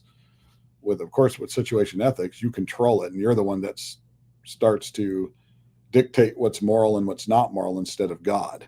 I mean, that was never, ever accepted in the Bible. And there are things that seem like it.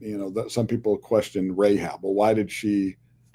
Why was it recorded that she helped these men and then lie about it? Afterwards, was that right or wrong? Well, if you notice in Scripture, God never said, "Hey, what Rahab did was correct." He never said that this was the right thing.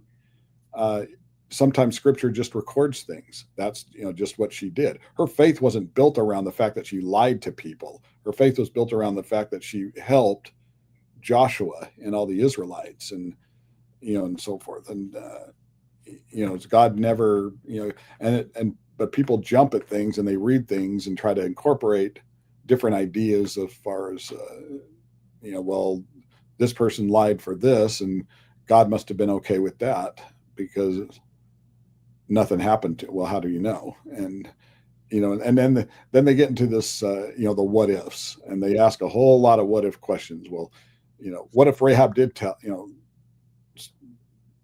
tell them about the spies when they were hiding?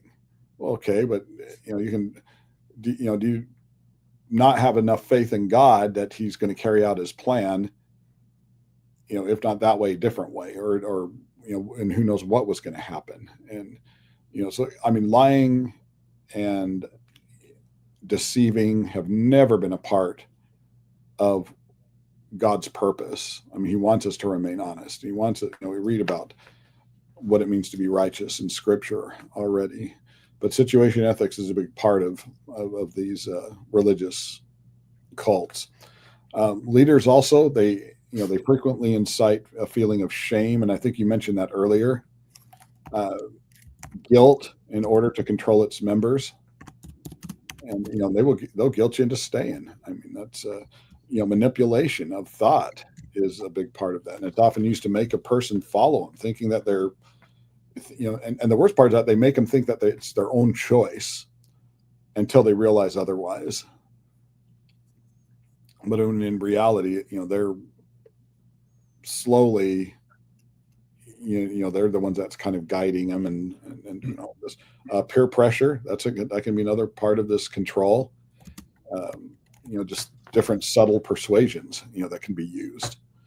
You have enough friends that are in one of these cults, and they're going to, if your friends are embedded in it, they're going to have a heavy influence on you. And sometimes members are urged to sever ties with family and friends, and that's the leader or the leaders in a particular group that tells you that you have to cut off all communication. Scientology does this a lot. That they will have you cut off communication with your family members that you were once very close to, friends that you were once very close to, when you hit a certain point, and they tell you who not to communicate with, and of course the family's left just wondering why. They don't know anything other than you just dumped them. You want nothing more to do with them. Goals of the members of a lot of these cults are just radically changed. They all of a sudden their priorities shift. Their everything they aspire to be at one point are now it's something completely different. Members are urged a lot of the time to draw on new members. They want to recruit. Money, that's a big part of it. Money is a big priority. Members are urged and sometimes even commanded to give. That if you want to be a part of this, you give. With Scientology, it's interesting because the higher up you go in these levels, the more money you're giving, the more money that's demanded of you. And that's what puts you in these higher brackets. Yeah, I watched something on, I think it was on Hulu, but it's like a documentary of Scientology. Yeah, there's a good one on there for. Yeah, and maybe you saw the same one. It had a guy go in his closet and he just had a few like books and movies and stuff. And he said this all cost me like $50,000. Right. And then he like showed the chart of everyone else like who's progressed. And of course, like Tom Cruise is number 2 with like a couple $1 million that he's invested. It was just like, wow, this is crazy. It's in the high, yeah. I mean, Cruise is at the top because he's popular and he's got a lot of money. There's a celebrity center, which is where all of them go, the actors and together in Hollywood. And you'd always pass the celebrity center of Scientology, and that's just where they would all meet for their big. I wouldn't even call it a worship service because it's not a worship service. It's for these different gatherings. Where Clearwater, Florida is the headquarters of Scientology, and there's a huge building over there that they have. But yeah, money is a big priority for them. Members are also expected to devote just an ample amount of time to the group and the group activities. They don't want you to do anything outside of that. They don't want you to meet with anyone outside of that. And if you do, they want you to get permission for it. Loyal members, the ones that are the true believers in certain religion, feel that there can be no life outside of the context of the group. That's how it's presented to them. And so, Chip, you were mentioning, earlier, how can a person just get so caught up in all of this? And so, these life members or these believers are trained or programmed to just think that there's just no life other than what's immediately around them, and there's just they think there's no other way to live. This is just so normal for me, and this is just how it happens, and it's other people who are the weirdos that, they're the ones that are different, and because they're the corrupt world, but we are, we're different. A lot of people fear the reprisals that come to them, or even other people if they leave. And, it can be, and that's where the abuse a lot of the time sets in, is where, if a person wants to leave, they go through a ton of abuse. And that's why I wanted to read this letter to you, and I'll get it I'll read it to you later. The doctrines or beliefs may change based on the leader's direction. They just say, well, we got a new revelation, and they just write it off that way. And everybody says, oh, okay, that's great. New revelation.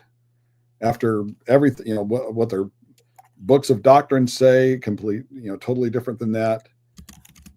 No more. I mean, it's, case in point is with the, Mormon church and polygamy. There's still a fundamental group that believes in it, but polygamy became outlawed in the country. And then eventually they just said, okay, we're not going to do polygamy anymore. When early on, Brigham Young and even Smith was a polygamist himself. And Brigham Young at one point in the writings of Doctrine and Covenants said, if you're not a polygamist, you can't go to heaven.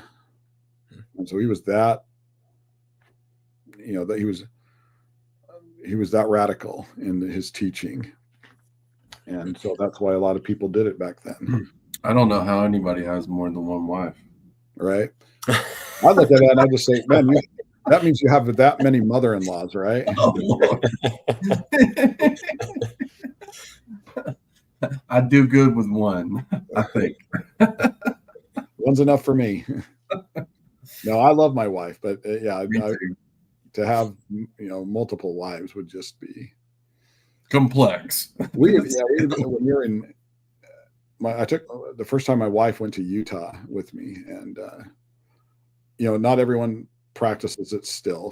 Keep in mind, but there are still some groups that do practice it, and you'd always see them in like Walmart, and they'd be dressed the same. They'd be covered from the neck all the way down to their ankles with a dress or whatever, and they'd walk around in groups. And she looked at that and she thought it was really kind of peculiar. And I said, that's a polygamist group right there. Those are wives.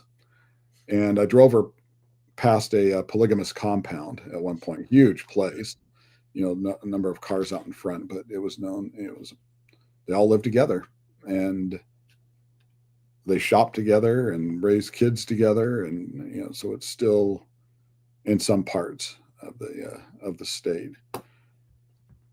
But they can, but everything changes. I mean, or it can change. And then you're not to question that. And that's a good tell right there that it's cult. It's a cult. They're highly manipulative groups. They don't tolerate any kind of dissent. They don't tolerate any independence. Everything has to be by permission. And so, you think of all of this, and there's the question that kind of came earlier. Why do people join cults? Why do you guys think they join in? They want to be a part of something bigger than themselves. Okay. And people want to worship something, it's crazy how we're programmed. We want to worship. I mean, we're programmed to worship God, but we don't all worship God. We put other things in that seat. So that's definitely something. Okay, that's fair. I think also with that, and it kind of relates to what he said, people want community. They all want to be connected somehow, and sometimes when people don't feel connected, they don't spiritually they don't feel one. If that makes any sense. Okay. That's a lot of it. It's hard to put your finger on it.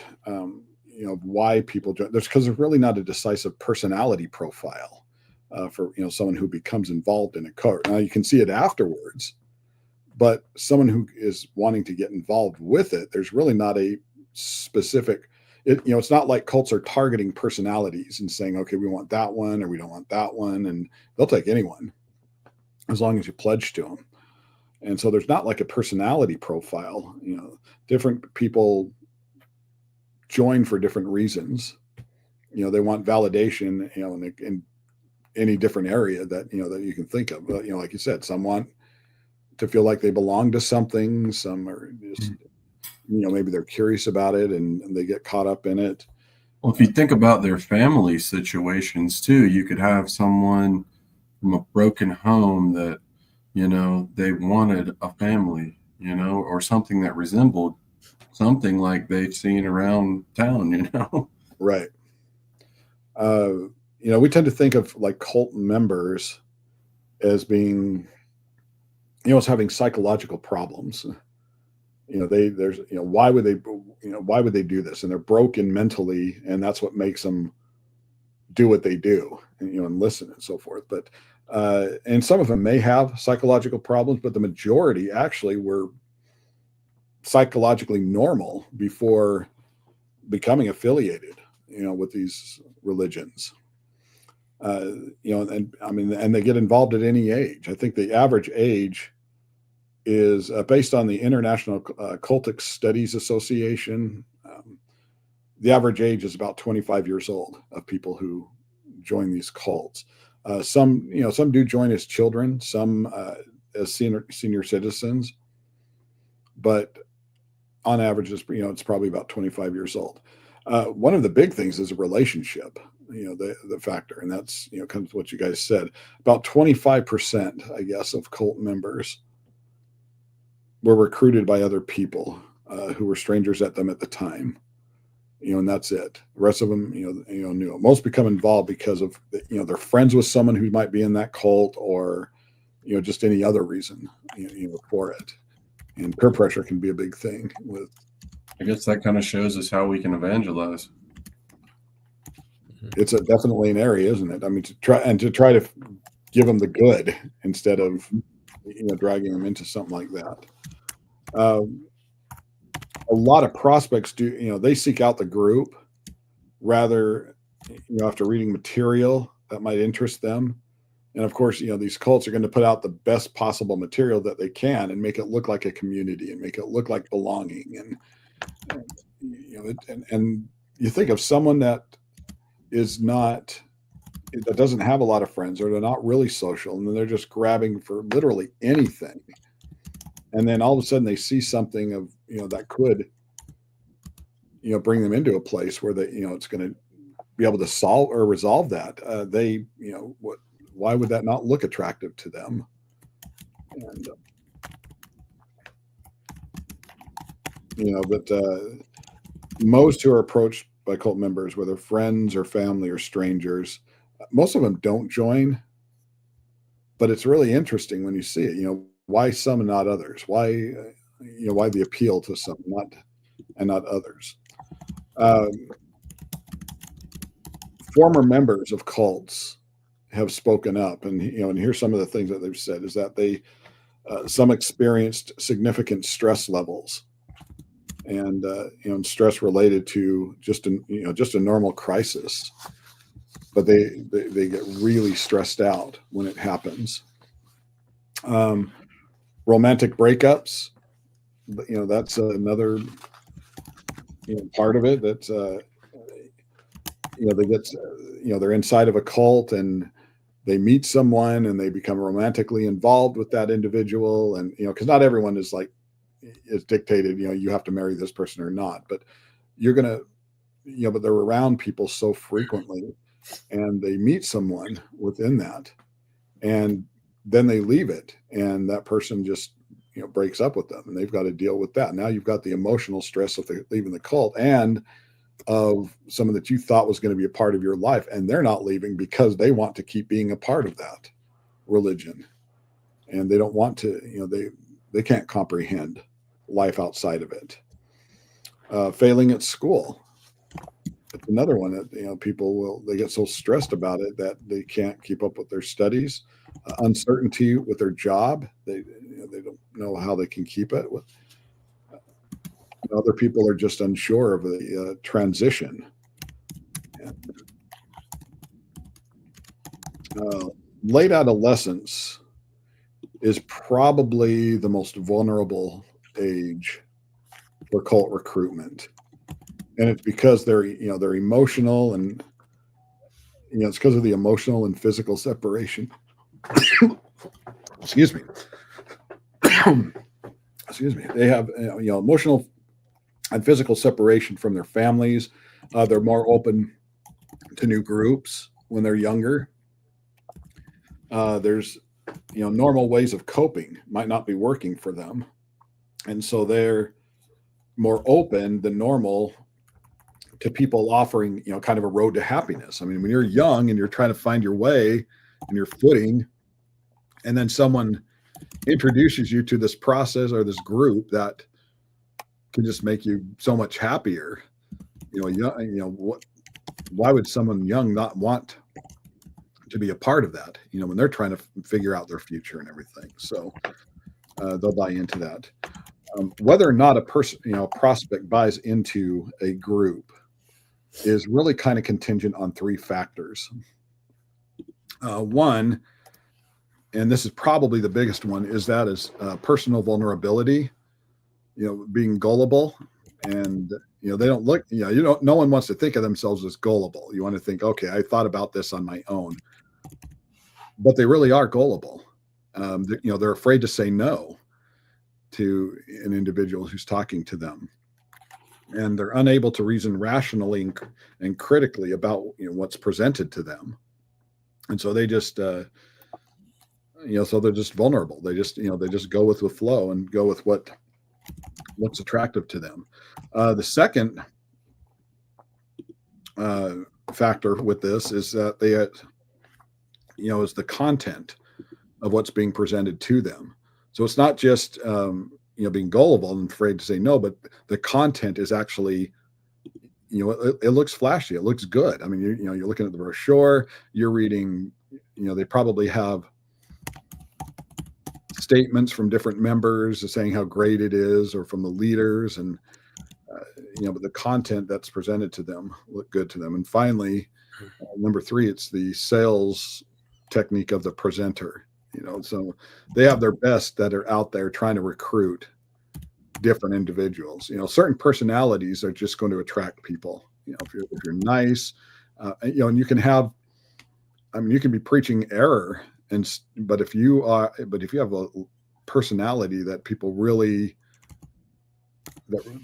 like and that they can connect to, you think of how inviting that can become for someone who's not already educated and grounded, in a solid biblical foundation. And that's how, a lot of them do it. I mean, the sales technique, whoever presents it, whoever talks to them is just, they're totally taken with them, and that's enough to get them in. Cultic groups, they do use these orchestrated programs of recruitment. A lot of people, and it's not what a lot of people think. A lot of people think, it's a common misconception, is that people are brainwashed into joining. People aren't brainwashed into joining that. I mean, they might be lied to, but they're not brainwashed into joining that. They can say no, right up front. But they have to make it look good for a person to join. Then after they join, that's where sometimes the brainwashing occurs. But joining, getting recruited is not brainwashing in and of itself. There's a lot of paths into a group. Not all of them involve manipulation. And, some of them just people just want it. They think it looks, they think it looks good, and they think it looks like it's going to help them in an emotional way. Dr. Michael Langone, he is a cult specialist, has 3 models of cult recruitment that he lists. The first one is the deliberative model, and that's where people join because of what they think about the group. You know, if they don't have any issue with the group and they think actually highly of that group, they'll pursue it, or at least ask questions and want to find out more about it. The second one of this cult recruitment is it's what he calls the psychodynamic model, and that is where people join because of what the group does for them. You know, they meet these unconscious psychological needs of the individual, and so if this group, this religion can do something for me to meet these, then that's a great thing, and all of a sudden they've got they've got a new member on their hands. And then there's this thought reform model, and that's the third one. That's where people join not because of what the group does for them, but what it can do to them. That's the manipulation. That's what when they're not being manipulated, right up front, they hear things over and over and over, and while they might be a part of it, it starts to look better and better and better, or that they get closer to it and finally make the decision. And according to Langone, all 3 of these models are likely to play a role in most cult conversions. As far as time. Okay. Do you guys want to take another break, or do you want to keep going? I would love to take a bathroom break. Let's take another break. We'll take 8:23. Okay, what about 35 after? We have a little bit more to show you, and then we'll about 35 after, if you guys can come back, and then we'll work right up until noon for you guys, and then we can take a lunch break, and after lunch is when we'll start the we'll start looking at the seminar on Mormonism. Okay. But I have a little bit more that I want to go over before that break, and so let's meet back at 35 after, and then we'll finish this up before lunch. Great. Cool. Thank you.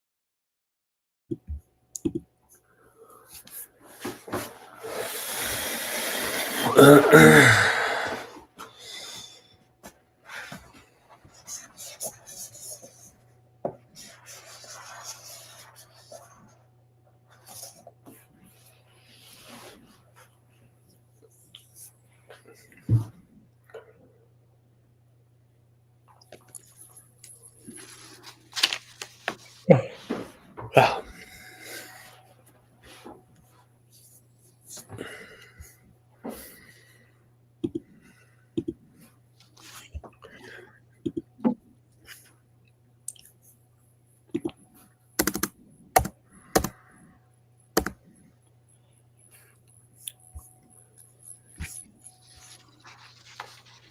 Jeremiah, are you in Virginia now?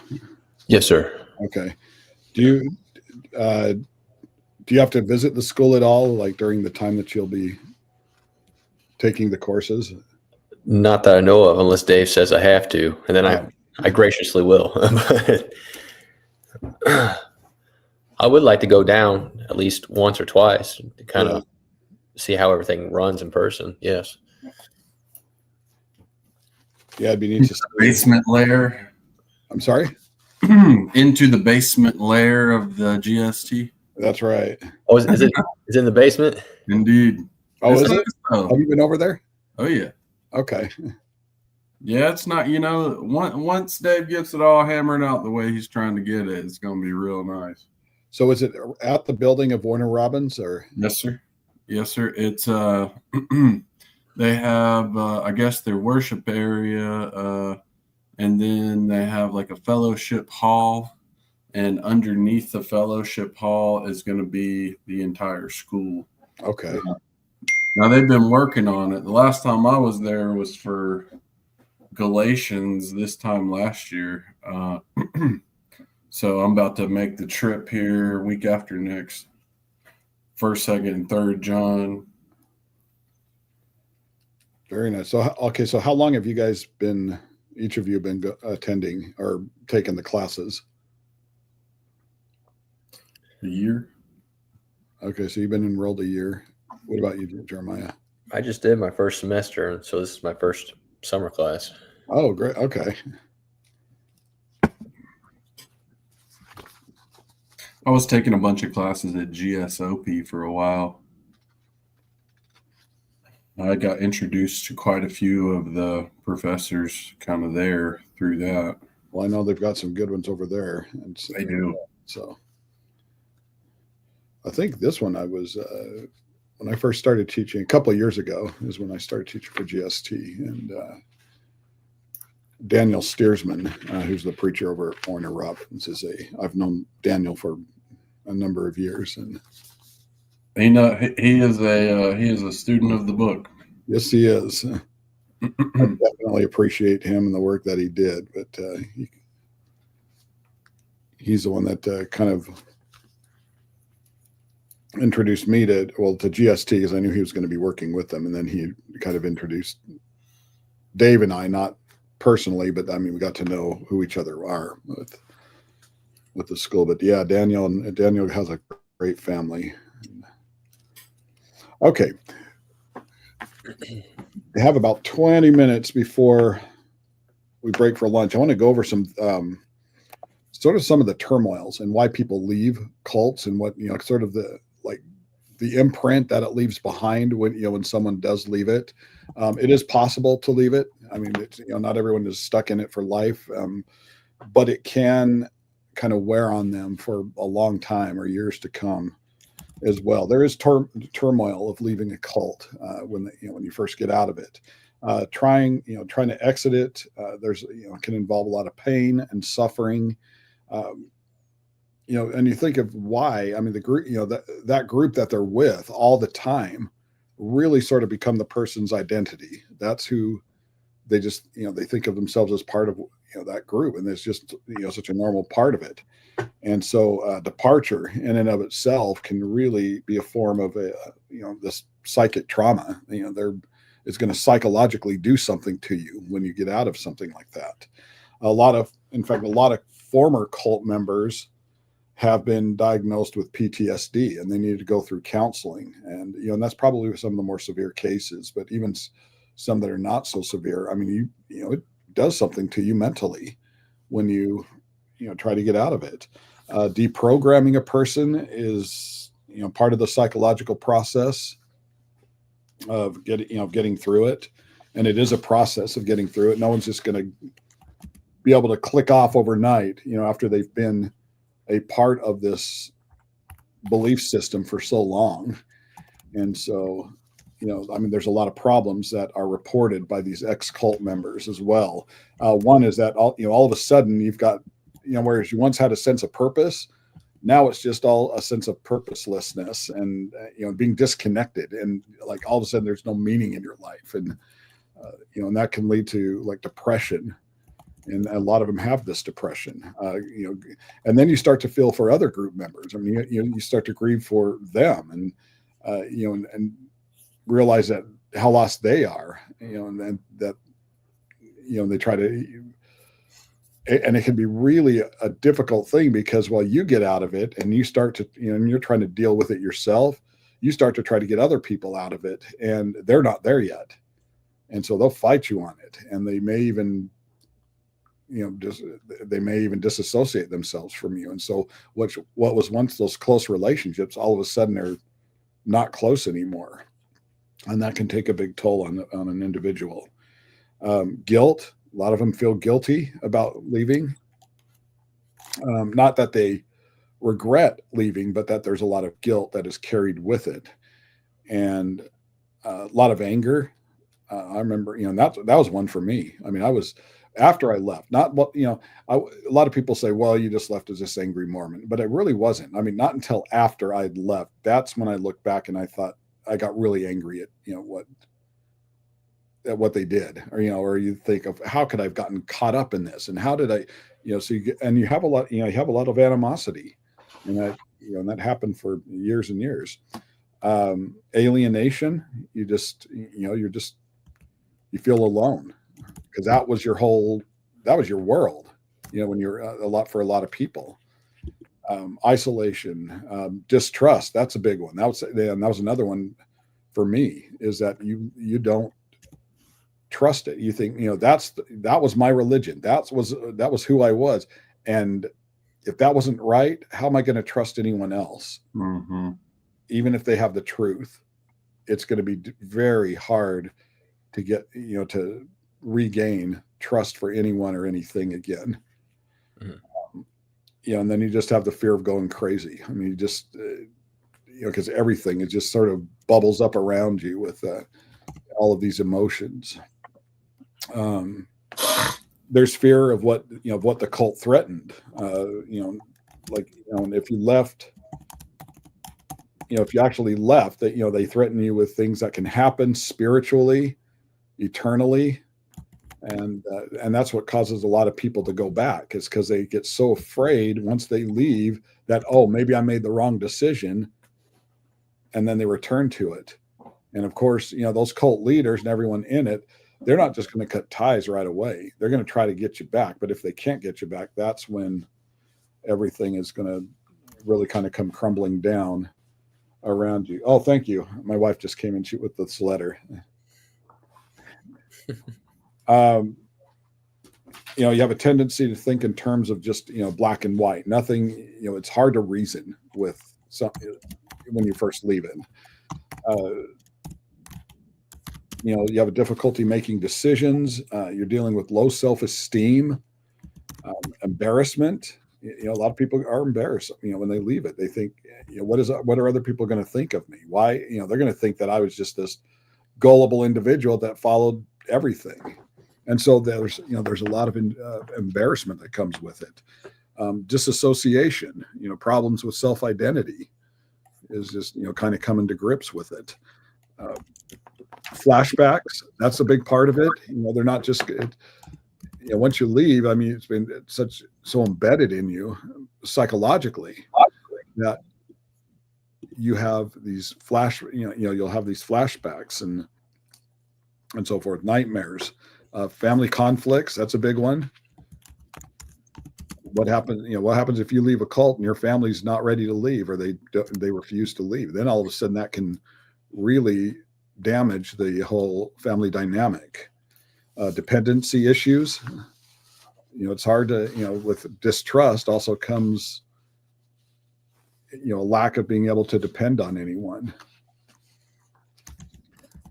There can be sexual problems, when a person gets married and meets someone, especially if there was a lot of abuse within that particular religion. Spiritual issues, it can be hard to concentrate.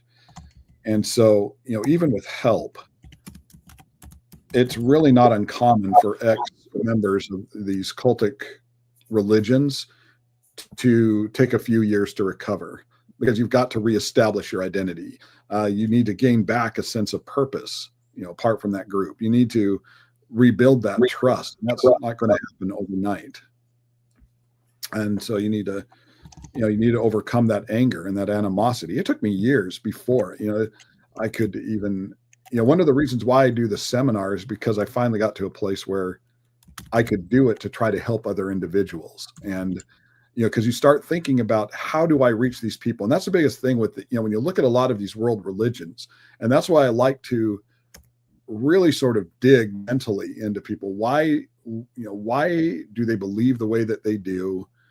What makes them tick, what attracts them to it, but then also how can I reach them and get them to understand what the truth is. And that's one of the reasons with developing the seminar that I did is, the seminar is called What to Know When Talking to a Mormon.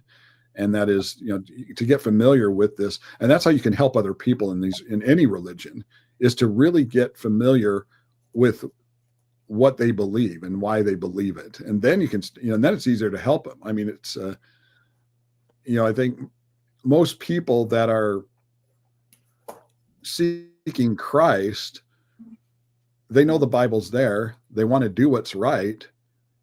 They just have been shown so many different things in so many different ways and perspectives that they're not, that they haven't seen the truth. They haven't seen it presented in a way that they never have before. And that's why it can sometimes be a very difficult thing with it. But, so they need help in dealing with, sometimes there's an emotional turmoil that's there. And, a lot of children raised in a cult really have few, if any, friends that they can turn to after leaving. Because especially if they're, all their friends are in that. I mean, when I was growing up, it was just the whole neighborhood was the same religion. It's like my friend, friends were, the parents were, and when you leave that, who do you turn to? I had worldly friends, and that's probably a lot of why. When someone comes out of a religion, it's almost like the pendulum swings the opposite direction, and they will be as rebellious as they possibly can and do things that religion never allowed them to do. And sometimes they just never come back from it. Sometimes it's, it takes several years before you can get it under control and get back to it. People leave cults for, a number of different reasons, and it really, there's really not like one packaged, reason of saying, okay, this person's leaving for the truth. You need to look at it individually for people leaving it. Longer a person's in a cult, the really, obviously the more difficult it is going to be to leave. And over time, those who do join a cult give up a lot more and more control to the leadership, and they start to identify that identity, or they start to develop this identity within that cult. That's what happened to my mom. My mom, we were raised by my dad. My mom used to be Lutheran. She actually grew up Lutheran and spent most of her life Lutheran. And it was my dad that was Mormon and converted her. Then he passed away when I was about 2, just to give you kind of a little background. But so she raised my brother and I, and then my other brother came along later. She got remarried for a couple of years, and he was abusive. But she raised us all essentially as a single parent. And I think the longer she was in it, and this is so normal with people that are in a certain religion. The longer they go, they feel like I can't leave or I'm going to be betraying this person who might have introduced me to this religion, or I'm going to be betraying the religion that helped me so much, and that gave me an identity that, that helped me over time. And so the way they are, socially and psychologically controlled, and it is a brainwashing. I mean, the longer you're in it, you start to see, it's not until you come out of it that you really see how brainwashed you really were and the things that happen. And, those become noticeable. Because you think, I mean, these leaders in different religions, they not only seek obedience, but compliance, and they want you to change who you are. And a lot of the times it's just so subtle that you don't even see those changes happening. Other people do. They're able, because they knew you from before. But then all of a sudden, they see someone, a completely different person. Mm-hmm. And so, you've got to, when you leave, you need to develop a love of becoming a new person or a different person, and loving yourself again, and putting some of your own needs back in control with it. A lot of people who are strongly bonded to a group, departure really is, it's sort of a psychological self-mutilation. You can be torn up because of this, and you get called every name in the book. And that's why. Friendships, that you developed inside that group, no longer. You don't have the same kind of friendship, and you lose a lot of them. Dating and marriage, that happens within the group, and that can really, destroy you and your self-esteem, or what you think about dating and marriage within it. A lot of it, friendships and relationships and humiliation and shame happen. A group's teaching can often incline a member who wants to leave just to expect failure. You've left this. There's nothing else for you. And they'll get you to believe this, that, we're the ones that helped you with so much. We're the ones that did this for you. And you leave us, essentially, where are you going to go? To whom are you going to go? And, they're not going to help you like we helped you. And the rejection, there's a rejection of the outside world. They'll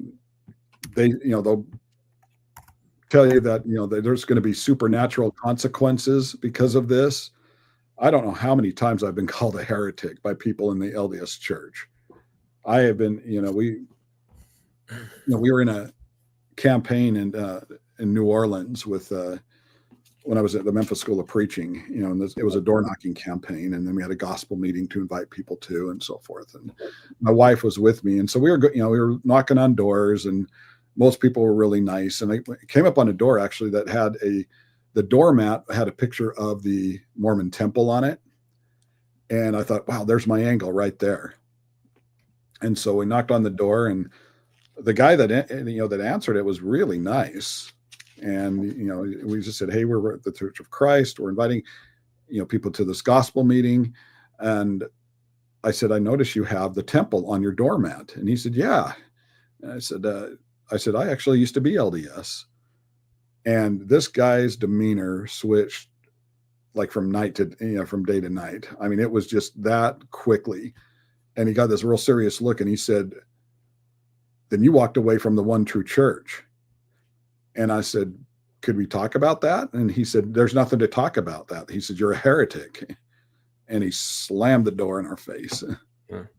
So, I mean, but that's what you go through. I mean, that's just, that comes with it. And if you're not ready for it, or if you're not, if you're not in control of it enough, it really can chew you up. It really can do a lot of damage with it. And so, but but you get to learn, people learn when they leave these religions that the exit benefits come to outweigh the exit costs, that you're going to lose some, but then if you look at it longer than that, you'll be able, it is worth it, to get out of there. And then you start to realize everything that they've been doing. And that's where you sort of have to detox from, these different religions and what they've done. I mean, now all of a sudden you've got a sense of freedom.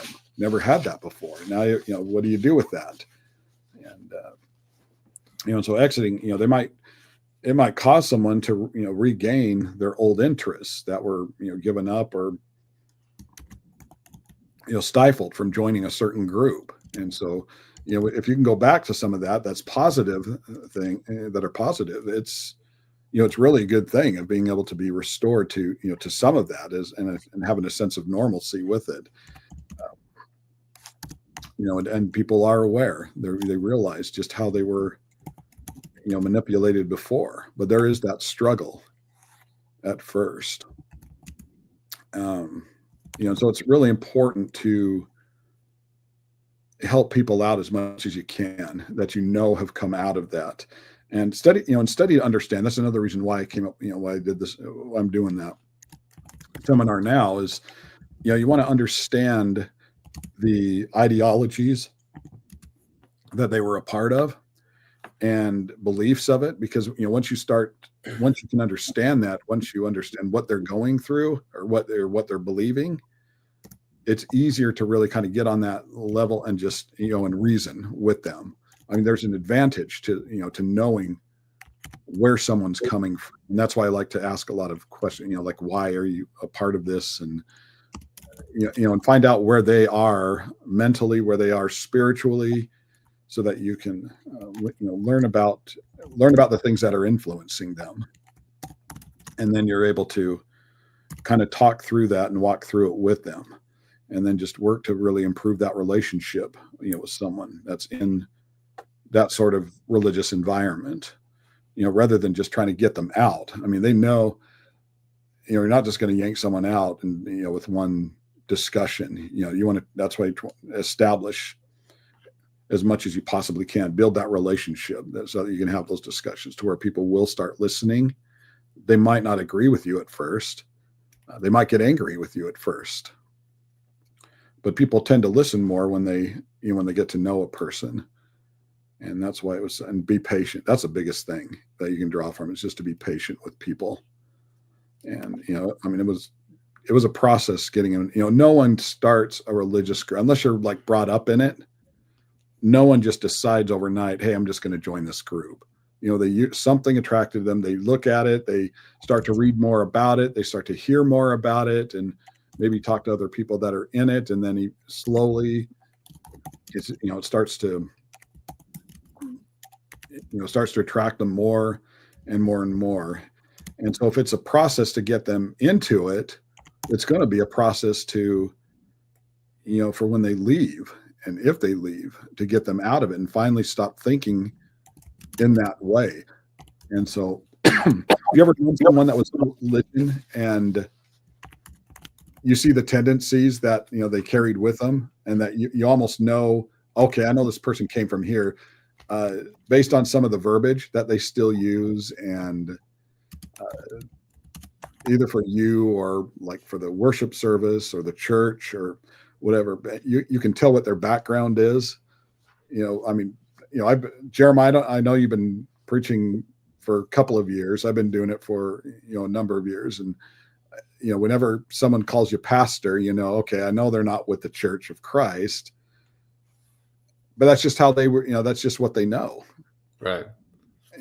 I've been called reverend. I've been called, I did a funeral the other day, and one of the family members got up and he called me Padre. Well, he can't, he was Catholic, and the member, the member who was deceased, that we're doing the funeral for, he's a member of the church, but his, I think it's his uncle or his cousin was, is Catholic, and he called me Padre. You correct him? I just said, like, minister's fine, but it's, but he said, he goes, I'm Catholic. I'm from a Catholic background. And he said, that's just what I call. And he said, it's, so please, Yeah, you don't have a lot of time to talk. I mean, funerals are tough because you don't have all the time in the world to be able to correct them and tell them why. And usually you kind of shrug it off, if they just call you at once, and you just think, okay, now I know where they're coming from. And it's usually in a discussion that you'll say, okay, this is why I'm not a pastor. But it's just how they, it's just how that's just how religion works. That's what they've been programmed to and taught, what it to say. Have you been called a pastor, Jeremiah? I have. And Okay. actually, last week, I was getting my hair cut, and I was talking to a lady who actually knows someone in the church, which is pretty cool. Okay. And she said, "Oh, you're clergy," because Right. she knew something affiliated with Catholicism. And I said, "No, you just call me preacher if you want, or just call me Yeah. by my name." It's yeah. I mean, you can correct them like that. Of course, they're not going to. If you just say, okay, just you can just call me this. I'm I'm a preacher or minister or whatever. And I had someone that actually was so used to titles. I know we're going to break for lunch here in just a second. They're so used to titles that they said pastor, and I said, or reverend. I think they called me reverend, and I said no. I said I'm a minister. Just a minister. Don't nothing special, no title or anything. And they said, oh, minister or Minister Nathan.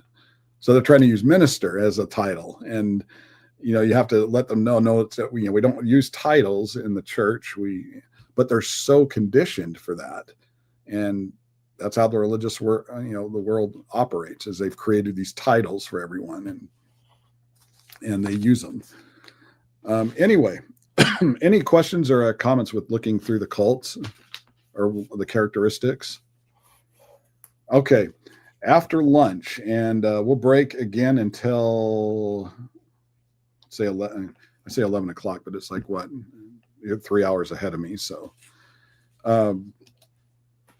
break until for you guys. It'll be breaking until 2 o'clock, and then we'll have the last couple of hours in class. But we'll start when we get back. We'll start this looking at Mormonism and just a lot of different facets, and this will probably take us pretty far into tomorrow as well. And then I want to start looking at the Jehovah's Witnesses. I know you guys had questions about the Jehovah's Witnesses, and so we'll look at some of their history and and what they teach and what they believe in certain things. And then I want to show you guys something that I've used actually with Jehovah's Witnesses, kind of a thread that has really been beneficial for the studies that I've had with them. One of the things about doing world religions, it's not just about learning about the religion, but learning how to communicate with someone in that religion and hopefully correcting them if you can. We can know all about it, but if we don't know how to try to persuade them religiously in the direction that they should be going, then then it's just a bunch of information. But hopefully we'll be able to make some traction with some of these groups that we're going to be looking at. And so we'll look at Mormonism starting after lunch. Tomorrow we'll finish that up, and then if we have time, we'll start looking at Jehovah's Witnesses, and then we'll look at some other ones like Sikhism. We'll look at Freemasonry, and look at some of the religions that would have been world religions in the Bible and what they had to go through. And so that's kind of what's coming down the pike for this week. So anyway, let's break for a couple hours, and then we'll meet back here at 1 o'clock your time. Does that sound all right? Okay, so it is 1 o'clock. Yes. Okay. Tomorrow, starting tomorrow, we'll pull that back to 1 hour lunch, and then we'll finish an hour earlier. Like we mentioned at the top. Today I needed it because I have to take my son to a college class for his final. So all right, now so I'm going to ask the question again so tomorrow we're going to do a 1 hour lunch, not today. Not today. So then it would be 2 o'clock for us. Oh, would that be? It's 12:04 here on the East Coast. Oh, you're okay. You're right. Yes. 2 o'clock for you. Yeah, because I keep thinking you're 2 hours ahead of me, but you're 3 hours ahead of me. So All right. See you in a little bit. Okay. All right. See you guys All right.